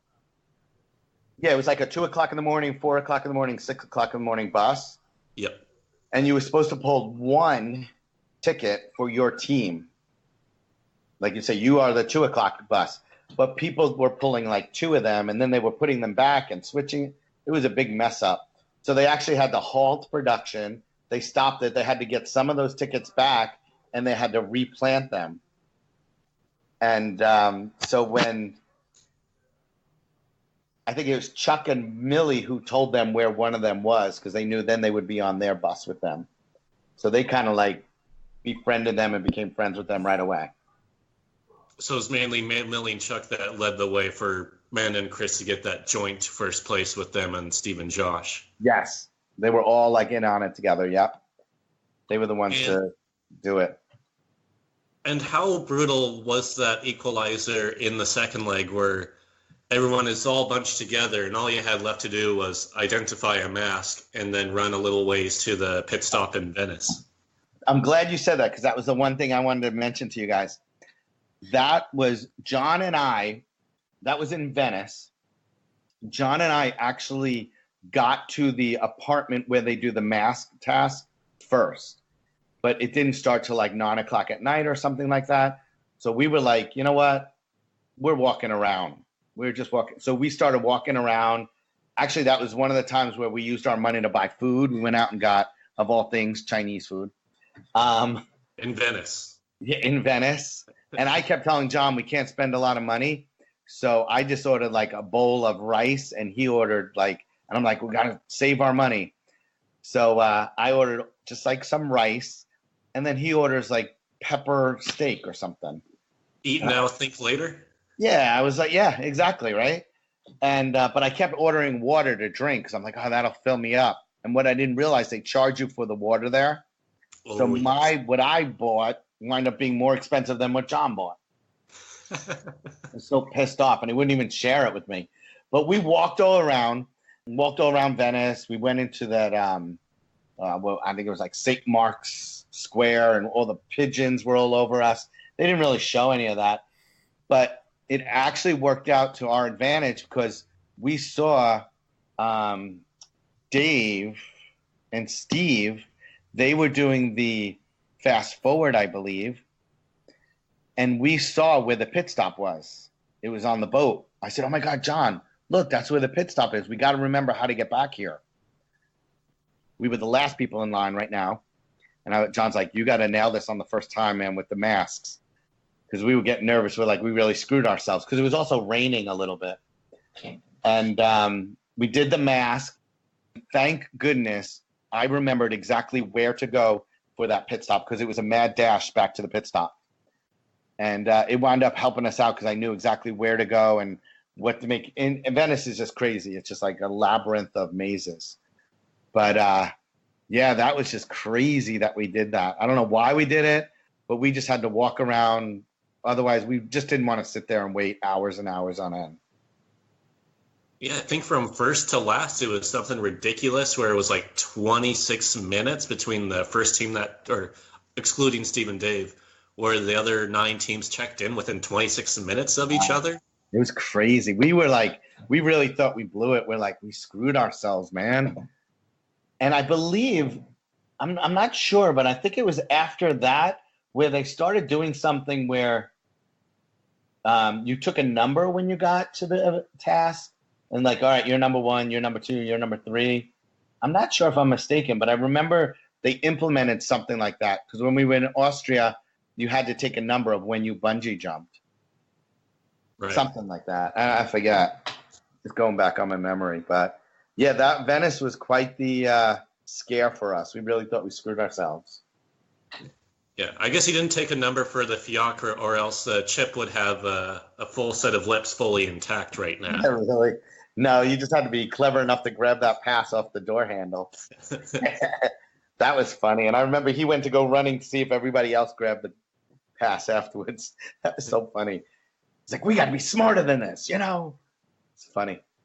One question I've always had is, when it's down to 4 teams, a lot of people probably wonder about this. Maybe not so much 15 years later now that there's been like 50 seasons worldwide, where this question kind of is on the back burner a bit. But why did you share a cab with David and Jeff when only 4 teams were left in the race? I think it was because of money. We were going short on money, and we didn't know where we were going, what we were doing. And we just figured out, we'll just go do, we didn't think it's going to be in the middle of nowhere. And I believe it was, this week we could preserve the monies that we had if we had to, have to grab something right away. And we knew we screwed up then too. Afterwards, we thought for sure they would have left without us. And we would have been in the middle of this mountainous area with no way to get a cab. And I assume it was unintentional that David and Jeff were the ones that went to find their own cab before the pit stop, rather than you guys trying to outwit them by sticking inside the same cab. No, we decided afterwards. I remember going on there. We decided we're splitting up. This is real good, guys. But I remember some kind of conversation was like, we each got to be on our own. This wasn't a great idea that we did. The language barrier there was really difficult too. Trying to explain to them where we wanted to go in Korean, obviously. It was really difficult. You mean David and Jeff didn't know how to speak fluent Korean? No, they weren't working with their Korean language. I was very surprised. I thought they'd be able to speak Korean, in the Hawaiian sense. There was no little Italy soul to ask for help for you and John? Nope. There was no little Italy. I wish. Jeez. Soul Korean. The closest, I guess, is with all of the esports and Mario video games over there. Yeah. I don't even play video games, so I'm like, I don't know. But yeah, it was crazy. Korea was cool. I guess that was the second biggest culture shock after Mumbai? Yeah, definitely. Mumbai was the first. We were shocked beyond no belief. And then once we got to Korea, and the language just impossible. And I remember we had to go on the subway system there, and it was so difficult to read there, all the where we were supposed to go and what we were supposed to do. Just really difficult that you were thankful it wasn't a self-drive leg. Oh, no. Yeah. If we had to drive, everybody would have been in trouble then. Because you just don't read those signs like they mean anything. Next thing you know, tanks are pulling up next to you. Yep, with machine guns, asking us to come out of the taxi. Oh, that would have been fun. I wonder what they would have done in that case. I think CBS's security personnel budget would have been in flexing their full muscle in that situation. Yeah, that's one thing that's amazing. The security team, we always see them as we were running. You'd always see them like standing by a corner over here. They always knew what to do and where to do it. Obviously, they knew where people were going to be, but they were good. They were very good, but kept out of sight. Do you think they used like people that were retired federal agents and stuff to keep you guys under watch? I think they definitely had people with a background experience in something like that, because they were very good and they were very professional. I always say that would be an amazing thing to see on TV on how, think about it. We had 12 teams. That means there was 24 other people doing sound and audio, sound and video. And you really never see them in all the edits. You rarely, it's a couple times you'll see the shadows of them or in a mirror, but you rarely see them. So it's amazing that they keep them under wraps and you don't see them. Was there ever a camera or sound operator that no team wanted to be stuck with? Because we know in the early seasons that there were some that weren't the fastest and unintentionally sabotaged teams' abilities to stay ahead. I don't remember any by name, but I remember Jon and Kelly constantly complaining that it's because of their sound and video team that they got delayed. Constantly. They would always be bitching and moaning about them, that they don't want to be with them again, and they're terrible, and they don't keep up with us. They would always be complaining about it. Did you know that Jon was that big of a quote machine for the season? Because the last 5 episodes were all titled after quotes he said during each leg. Oh, really? I didn't even realize that. No, I didn't realize that he was. He's funny. He was a funny guy, though. They were just so, as a couple, I'm like, wow, they just don't seem like they fit together. But they were funny. He was a funny guy. And they got married. I think they just eloped and went out to like Colorado or something like that and got married on their own. And they're still together? I believe so. Yeah. Pretty much the only couple that made it. Yeah. Well, if they can make it through that, because remember, she was real rough with him. She's like, you're not listening to me and you got to do this. And, and he would listen to whatever. Jon, I can't believe you're doing this. You're not listening to me. I'm right. And then I think she screwed up big time in Austria. And he goes, there was more than one Beethoven house. And then she's like, oh my gosh, I can't believe I made that mistake. Probably because Beethoven was so drunk that every house became his house, really. Probably. Yeah, that's funny. Gosh. Who was the best at scrambling for flights in your season? Who really benefited from that? Because nowadays, teams are always stuck on the flight together, except for 1, maybe 2 legs in a whole season. Yeah, who would do the best for the flights on our I don't know. I know the air traffic controllers, they always knew what could do, they would always give their insight of, oh, don't do this or do this, or we want a flight that goes here around this area. So they had a little bit of information. I think Josh really wanted to hang with them because he thought they would benefit him. But as far as no. I know Jon and I, this was with that Seoul, Korea airport. In India, we found a travel agency that was open 24 hours a day. And they were the one who told us, we called them while we were in Seoul, Korea. And we said we had to get to Seoul, Korea to Brisbane. And they said, the flight that gets in first, you don't want to take because it's going through a certain route that there's storms. So there's going to be delays. He told us a different flight. So we were the only ones on that different flight. But a storm hit the Seoul, Korea airport, shut down the entire airport. And that's when we decided, let's go on the flight that everyone else is on. And that's when our credit card wouldn't work.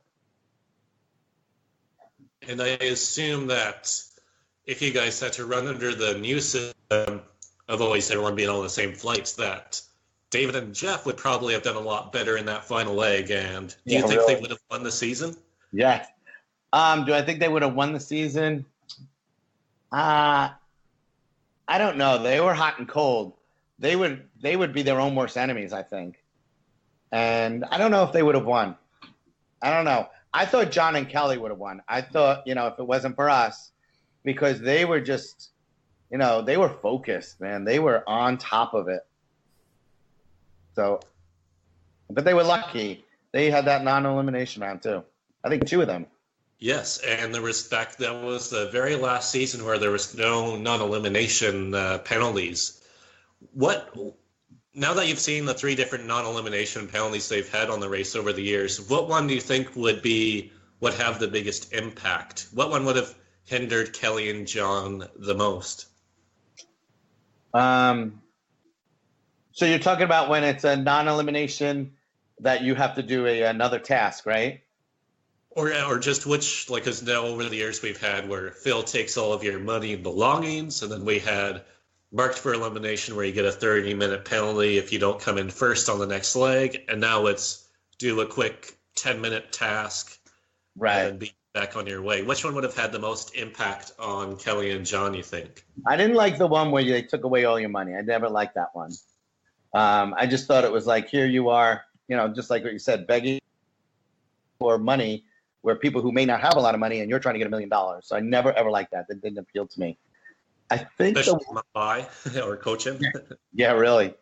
Yeah, God, these poor people. Oh my gosh.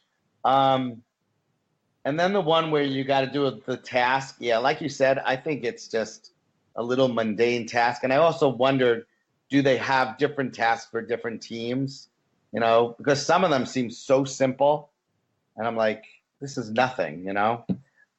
So I would say it's one where you're marked for elimination and you have to come in first. I think that one would have hurt them the most. Because they never really liked to come in first too often during the race. No, they wouldn't. But I think that would have hurt them, and they would have kind of, you know, under extreme situations, they tend to get a little flustered.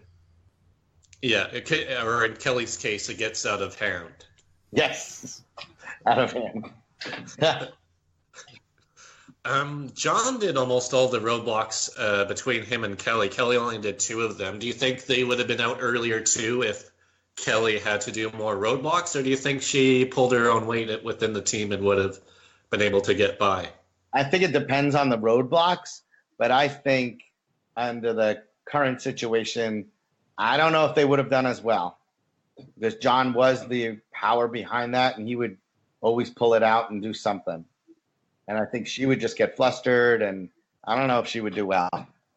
I think it's going to be interesting to see how Colin and Christy do, because they're the first team really to come back having been subject to no roadblock restrictions at all. Right. So it's going to be really interesting to see, because I think Colin did most of the roadblocks for them. It's going to be interesting to see how they do. Christy only did 1. Wow. So it's going to be interesting to see if they do get to the end, whether they get a 6-6 split and how that affects them. Yeah. Oh, that will be interesting. I got to pay attention to that. But yeah, and I think it's, you know, the change of the rules and everything like that. They're going to have to, you know, be flexible and go with it and just do the best they could. I mean, they do have prior knowledge, so they know what they're in store for. But so do the others. So it'll be interesting. Very interesting. So would you guys have ever used a U-turn or a yield on your season if you had one? Because we talked earlier about Millie and Chuck and Kelly and Jon inevitably U-turning each other. Would you guys have ever considered using one? I think we would have used it if we were in danger. If we were out ahead of the pack, I don't think Jon and I would have just used it just for the hell of using it.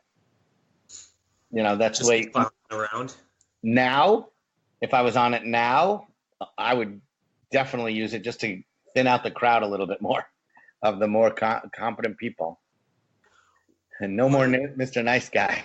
No more, yeah. No more Mr. Everyone, there is no more room on the clown car. You get That's thrown out of the clown car onto the road. The doors are locked. If you're not on it, sorry. Doors are locked and windows rolled up. Yep, and all the red noses are given out. Best case scenario is you get tossed, tied down into the trunk. Yeah, even then, or up on the roof.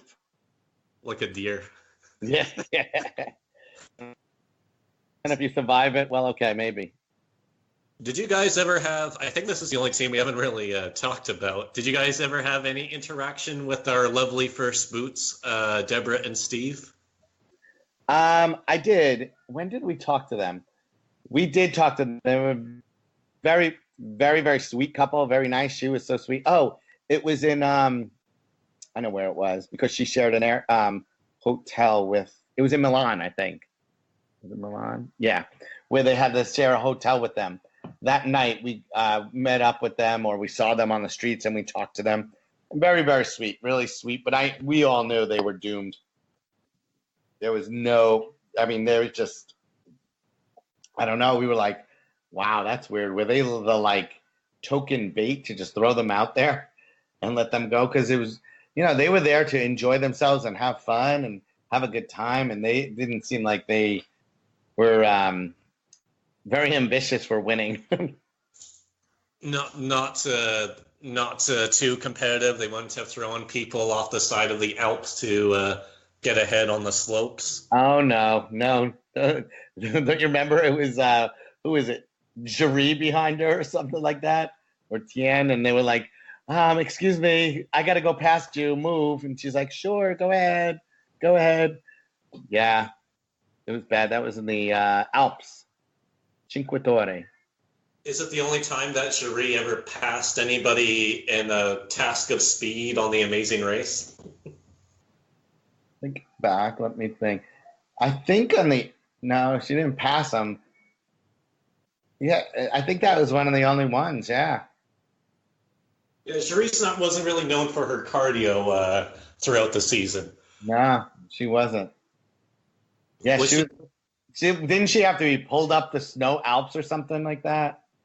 She was like tied down to Tian as an anchor at one point, and Tian was like it was like a foreshadowing because Tian had to pretend to be one of the bulls pulling somebody across, and then Tian got the role reversal and had the bulls pull her in India. Yes, I remember that. Oh my God. Yeah, Tian was tough. She was tough. She was out to get kill. But Jury, yeah. No, I don't think she was no, she wouldn't have done well. What was your favorite country or tasks that you did on The Amazing Race? Well, I loved Amsterdam, and I loved the going through the pile of manure and then getting the slippery eels. That was just a fun leg. We had a real fun time with that. But for me, I think one of the most eye-opening and cultural shocks was definitely India. It just blew my mind. I couldn't believe it. And it really touched Jon and I. We were just like blown away by the poverty level there and the way that people live. And it really was just touching. How did it impact you guys after the race, after culture shock and being impacted like that? It really makes you appreciate what you have, and appreciate what you have, and not be humble. Be humble about what you have, and appreciate other people. That other people in the world aren't as fortunate as you, and really to help other people out if you could. And what country do you wish you had gone to, or I know you've traveled a lot since The Amazing Race. Is there still a major country even a minor country too, they need love too. Any country that you're really eager to still visit for the first time? For the first time, I would love to do Vietnam, Southeast Asia, but I would also love to do like Eastern Europe, like Poland, Romania, Hungary. I would love to do that. I haven't done that. I've done a lot of Europe. I've done Africa. I would have loved to have done one leg in Africa on The Amazing Race. Those always look fascinating and fun. But as far as traveling, I think like Eastern Europe and some of like Southeast Asia and Australia. But I wanted to go to Australia for like a month. And what was surprising is that in the early seasons where there was a lot of travel, you guys actually skipped out on both Africa and South America during your season. I know. I couldn't figure that out. I don't know why. I wish they added that into our season. In fact, I think you guys only had the Netherlands as the only new country for the season. I think everywhere else had already been visited in the first 3 seasons of the race. Oh, have they really? Wow, I didn't even know that. And to be honest with you, when I applied for The Amazing Race, I never even watched an episode of it.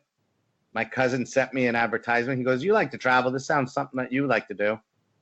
So I applied for it. And then when we started getting calls, I'm like, damn, I better go look at this show, what it entails. So, and then when I got on the show, I was talking to people. They're like, "Oh, every year since year one, we've been trying to get on. I know all the different, countries they go to and what the strategies are." And I'm like, really? I have no idea. And that's season 4 where you have people say they are experts, longtime experts of the show, and the show is only in its 4th season. Right. Yeah, I was like, really? 3 years that you look back on, and long-term experts. But they do think that.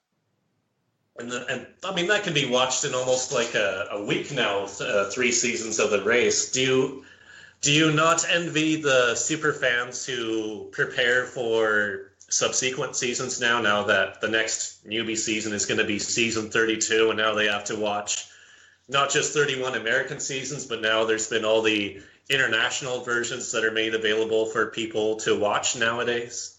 Oh, I think it definitely helps, and it definitely gives you a heads up. Even with all these reality shows now, it definitely gives you a heads up. The only thing I think it hurt having all these seasons out, a lot of people now, when I say they see them going on reality shows, sometimes they put on an act. They know that cameras are there. They know, I could get some good airtime. And I really felt like with the early on seasons, and I've heard this from fans as well, they just loved it that it was just, for the most part, everyday people going out there to do this. And they didn't have any prior knowledge of what works, what doesn't work, or very little. And it was more genuine, and it was more interesting to watch, to see how they get through it and not just use someone else's idea or someone else's strategy. You see that now with Big Brother and all the stuff. They all studied it and know what they have to do and how they're going to do it. I think the challenge for reality TV now is to come up with something absolutely brand new, different, that no one has anything to look back upon to figure out how, or a strategy how to do it. Yeah, we were talking about this actually last week with Alex, who won season 2 of The Amazing Race. How, oh yeah, I mean, then it's just one season, and back then you weren't thinking about how do I fit this archetype, or try to play the meta game, I guess, with production, right, and figuring out what are they looking for, and just really highlight that part of your personality. Now there's people like Dan Giesling from Big Brothers, Rob Cesarino from Survivor. And I think Uchenna even did this for a few years, or he might still do this, where you can pay them and they look at your audition tape and they coach you on how to stand out to the casting director to have them pick you, where now there's an actual strategy on how to get picked. Yeah, I heard that too. And I think it takes it away. I think it takes something away from it. When you see somebody, they do an interview or an audition, that's really for the most part, the person. They don't know what they're going for in the beginning seasons. But now, they know what they're doing. They know, I want to be the Omarosa. I want to be the person, the mean person, or the villain, or the good person, whatever it may be. And they know what to do. So, like I said, and I've heard it over and over with fan groups. They just said, we loved it when it wasn't like casting didn't look for that, chiseled guy, the guy, strong guy, or the beautiful model woman.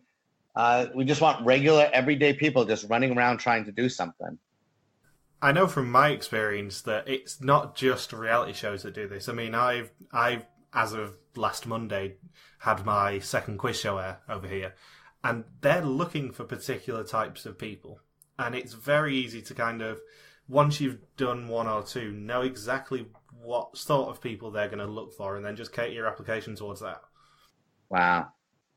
Yeah, I mean, that's the business. That's the business. That's what sells. I will fully admit that for my second one, I knew exactly what they were going to be looking for from me, and I hyped it up. It's me, but it's just a different version of me necessarily. And when it actually aired, I could just tell how much fun I was having, just not even playing a character, just being there and enjoying myself and not really caring what other people thought. Oh, that's cool. So you do quiz shows? Yeah, I do quiz shows. Nice. That's cool. Yeah, that's good. I know you could embellish who you are, but I don't know. I just don't like when it's casted for a specific type of person. Yeah, I think it was Scott Flannery who said this in our last season of podcasts. It's just a heightened version of yourself that sometimes you've got to bring into shows like The Race. Sure. Yeah, that's a good way to say it, a heightened version of yourself. So. Do you think that, what slot or archetype do you think that casting puts you and Jon in when they cast you for The Race? Good question, because when we did our interview, it was so funny. I think they liked the dynamics between us, Jon the crazy guy, and me the, hey, chill out, let's figure this out. And they liked, because on our on-air interview, they would ask us a question, and we both start answering at once. And then I'd go, Jon, just go. He goes, no, you go. No, you go. You go. Just, I think they like that back and forth, the two different characters. And a funny thing that happened, I remember during one of the interviews they give you something like a saying, like, what's good for the goose is good for the gander. What does that mean to you? And they would come to Jon and ask him, and, too many cooks spoil the soup. And he'd explain it out real nice. And I'll never forget the last one they said was, a single swallow does not make a spring. And John, I was like, I have no idea what this means. And John just like, oh, yeah, well, this means, to me, a single swallow does not make a spring. Yeah, that's easy. It just means it is what it is. And whatever it is, that's what it is. And they just look at him and nod his head. And I was like, he had no idea what he was talking about. But I'm like, I have no idea what I'm going to talk about. And at that split second, I'm like, oh, I get this. And I said, a single swallow does not mean a spring. To me, it means a swallow is a bird. And just because you see a single swallow, it doesn't mean spring is here. And John, in all his character, he goes, holy shit, that's amazing. How the hell did you figure that out? And this is the first time I saw these two psychologists, psychiatrists, whoever they were, just break character, kind of smirk and start laughing. And then he starts arguing with them that, this isn't fair because you gave him a lot more time than me to think about what to say. And if I had that much time, I would have been able to figure it out. And I think they just like that combination of us, and I think they like the good guys. They probably wanted us to be a little bit more conniving and everything. They're competitive, but that's the way I think they were looking at us. More as like the comic relief, especially when you have the clown. Yep, the comic relief, have fun. We came with our red noses on and throwing cow manure at each other. I think they like that. How much did ducking or John wanted you to duck under that shark during your last roadblock on the race? He was driving me crazy with that. How freaky was that? Oh, it was very freaky because they told me as you were going, keep your hands in, and he wasn't there privy to this information when they were letting me know about debriefing me about this. And they said, and if a shark or something goes in your way, just let him pass and just go forward once he passes. Don't aggravate them. So he's in there going, cut underneath it, go underneath, screaming at me. And I'm just like, shut up, man, just shut up. You don't know what, he did that a couple times. One time when I was, I think it was in France, and I had to go down the mountain. And he's like, ow, come on, just come on down. Let your weight pull you down. And I'm like, shut up, John. And also the face first rappel. He was screaming there, yelling at me. That was scary. That was probably one of the scariest things I've ever done as well. But, and I knew I couldn't wait. I knew we were last and we had to just hightail it out there and get it done. I think we've already covered this a bit, but what was your big what if moment that keeps you up at night about the Amazing Race? Or hopefully it doesn't keep you up at night considering it's been 15 years now. But we've talked about this with other teams where they point to this what if moment and then they're convinced that they would have won the season had that not occurred.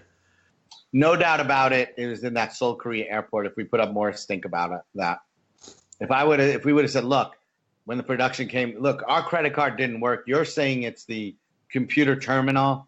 I don't believe it was a computer terminal. I believe something was wrong with that credit card. Prove to me, show me something. But, you don't think at that time. I really think we should have put a more of a stink about that because it was just unheard of.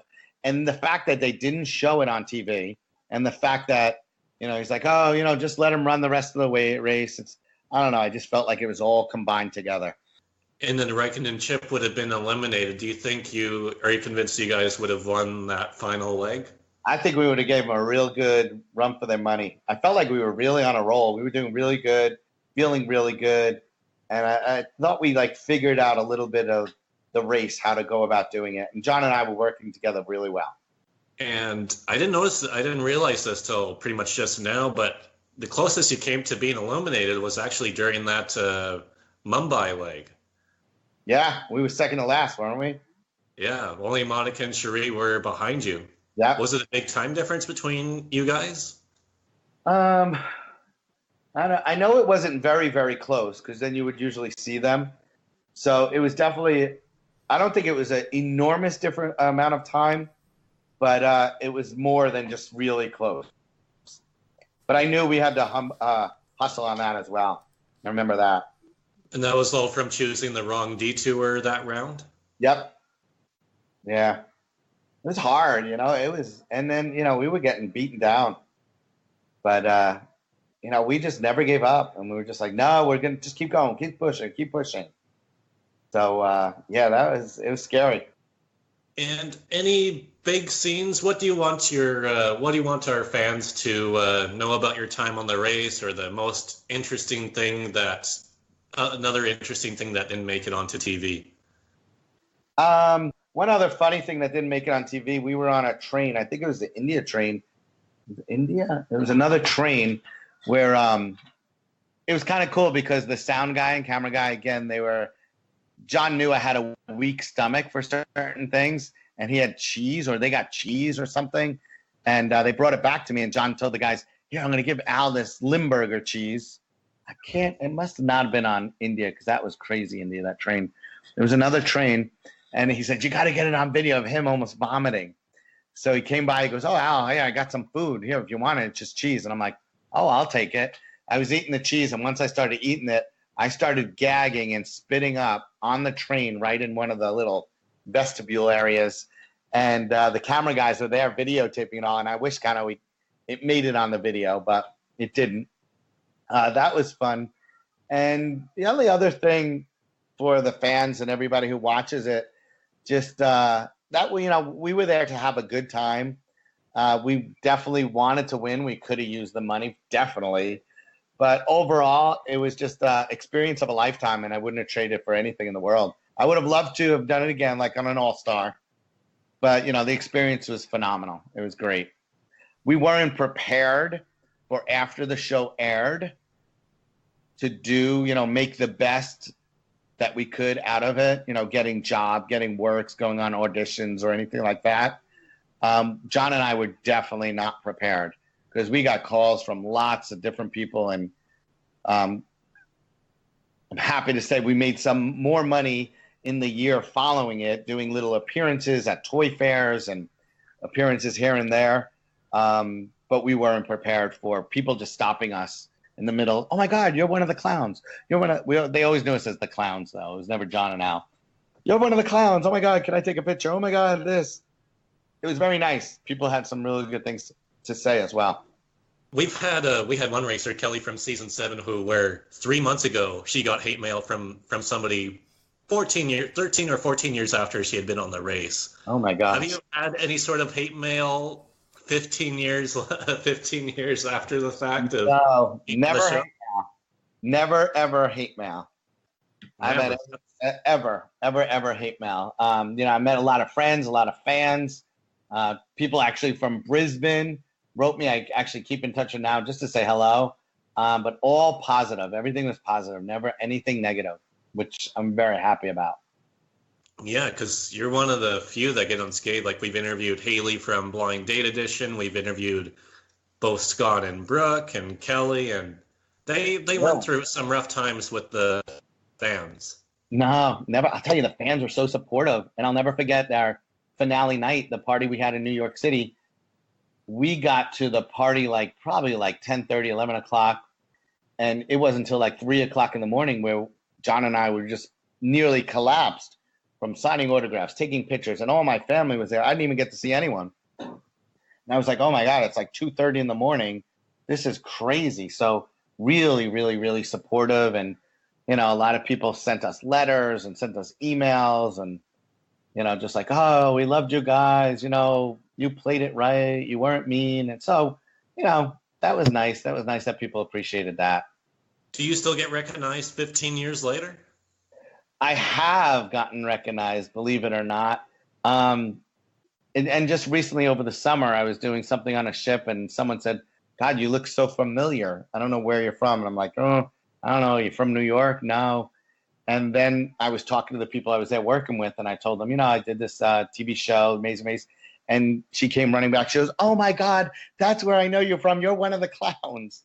I'm like, how can you even recognize me? I look different. Oh my gosh. She goes, no, I recognize you a little bit. Whether she was just saying that or not, I don't know, but she definitely knew. And she said my mother's a big fan, so of course she had to take a picture and send it to her mom. So I was like, oh, that's great. Send me your address and I'll send her a picture. 15 years later. Yeah, I look a lot different. And then of course the mother is 15 years older. When my parents watch reality TV, they can't even remember who was really on the last season. Right, you're right. Yeah, she's like, who? I like this team. Who was he? A clown? I guess so. He's not even wearing a red nose in the picture. I know. She's like, oh, I guess. Yeah, I guess I kind of remember him. But it's all good. So, yeah, it's good. All good stuff came from it. So, I can't complain. And how do you feel about the special themes they do on Amazing Race now, like Blind Date Edition,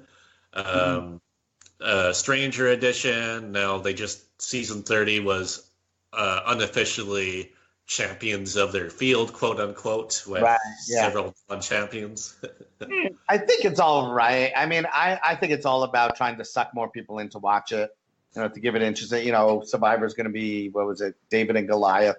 I think it's just their way to make reality last longer and try to give it a different twist, I guess. I think it's all right. I personally like the just old-fashioned, mom and pop or everyday Joe, come on in and do this and let's see what you could do. But I before they did the Stranger Edition where they just matched people up, years before that, I remember talking, wouldn't it be cool if they just took one team member from one of the teams and the other team member and matched them up with different people? So now you could have best friends racing against each other, and they had to do it throughout the entire show. I'm like, I wonder, that would be weird. But I wonder what would happen, Yeah, they did it briefly for season 30 for one episode where they had all the teams swap partners for a full leg. One of the legs, yeah. I thought it was interesting. And it's hard because you don't know the person, Yeah, completely new social dynamic that you have to figure out. I guess it's not as, probably be easier in a way because it's not as personal between the two. Right. But, I think if they had to do more legs of the race, you'd see a lot more fireworks and things going on. Yeah, like with Stranger Edition, by the end of it, probably out of all the casts I know about for The Amazing Race, I think that season 29 cast has to probably be one of, if not the most tight-knit cast overall in terms of everyone keeping in contact with each other. Like, it's only been a couple of years, so who knows how it'll be 15 years from now, but they get together quite frequently. Oh, that's so nice. I keep saying that I want to do that with our season, but even just like Amazing Race in general, have just a meeting for us. Because Big Brother is very tight as well. When I go to these different charity events, they just seem like they're always getting together or always meeting up or having some different charity event with them. I guess so when it's all party people living in a house, they're probably the type that want to get together in Vegas for reality TV extravaganza. Oh my gosh, they do. And they like to party. Survivors and Big Brother, when I do that Temecula, oh my God, they're up all night. I'm like, I don't know how you do it. You're still trying to recover from self-driving through Sandakan, Malaysia. That's right, man. Oh, gosh. But it's fun. It's fun to see them, how they do it and what they do. And it's just a different generation. It's very different. Yes, it's a very different time. We were talking to Alex and how he sent his audition tape through they recorded, I think, pretty much one of the last couple of days possible. They recorded it on a VHS tape with really poor lighting, and they sent it through FedEx. Yeah. I think that's how I sent mine. Yeah, well, actually, we didn't talk about that. I know we've touched upon it briefly here and there, answering other questions, but how exactly was the casting process for you guys from when you auditioned to getting on the show?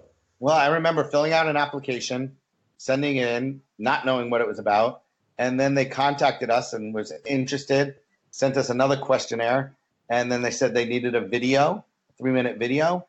So Jon was in one place, I was in another, so I had to take this video and splice it all together with video cameras and everything. Then I FedExed it out to them. And I remember Jon didn't fill out one of the applications, and I'm like, oh my God, you're driving me crazy. And then they said they wanted to meet us on an on-air interview. Went to the on-air interview. That was like one day. And we both flew out there, did the interview. And then they said, we want to meet you guys for like up to 10 days. And that's when we went in there. And that's when you did all the medical stuff, all the psychological reviews. And, that's at the end of that days, they're just like, well, we'll let you know. And Jon's like, look, you got to let us know whether you want us or not, because I'm a human cannonball. I got to train someone to do my job. You can't just let me know a week before. And they're like, well, and that's when they actually told us before we left that they wanted us for the show, but we couldn't tell anyone or say anything. Because if it was revealed that we leaked the information, they had other teams in the backup teams. So we kind of knew, and we didn't say anything. And then they contact us through an email. You know, we really, really getting ready for it.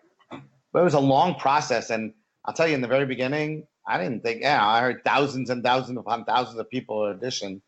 And they only took 12 teams. Our year was 12 teams. Most year it's 11. So, it was a long process, and it just worked out. We were thrilled. Wow. Yeah, no recruitment story there for you, eh?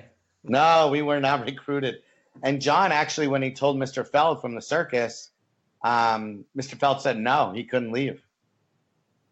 Oh, so how was he able to arrange it to leave? I told Jon, I go, you know what, Jon?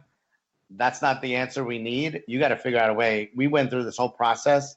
So Jon agreed to forfeit his salary. He'll train someone, and that person will do it while Jon's away. So it was no cost to Feld Entertainment. We even said, we could wear your stuff or we'll promote the show. They weren't interested in that. And then Mr. Feld finally agreed.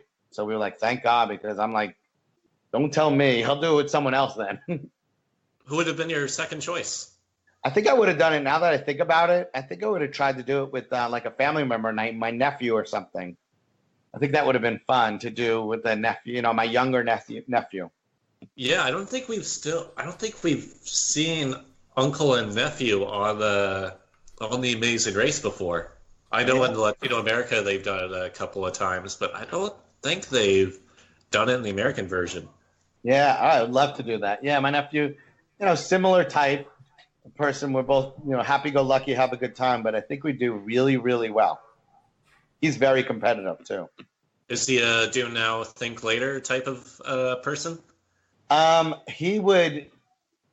That's what he would want to do, but he might think about it for maybe a second longer than Jon, and then do it. But fearless. He'll do anything. He would just like, come on, let's do it. Let's get it done. Let's make it happen.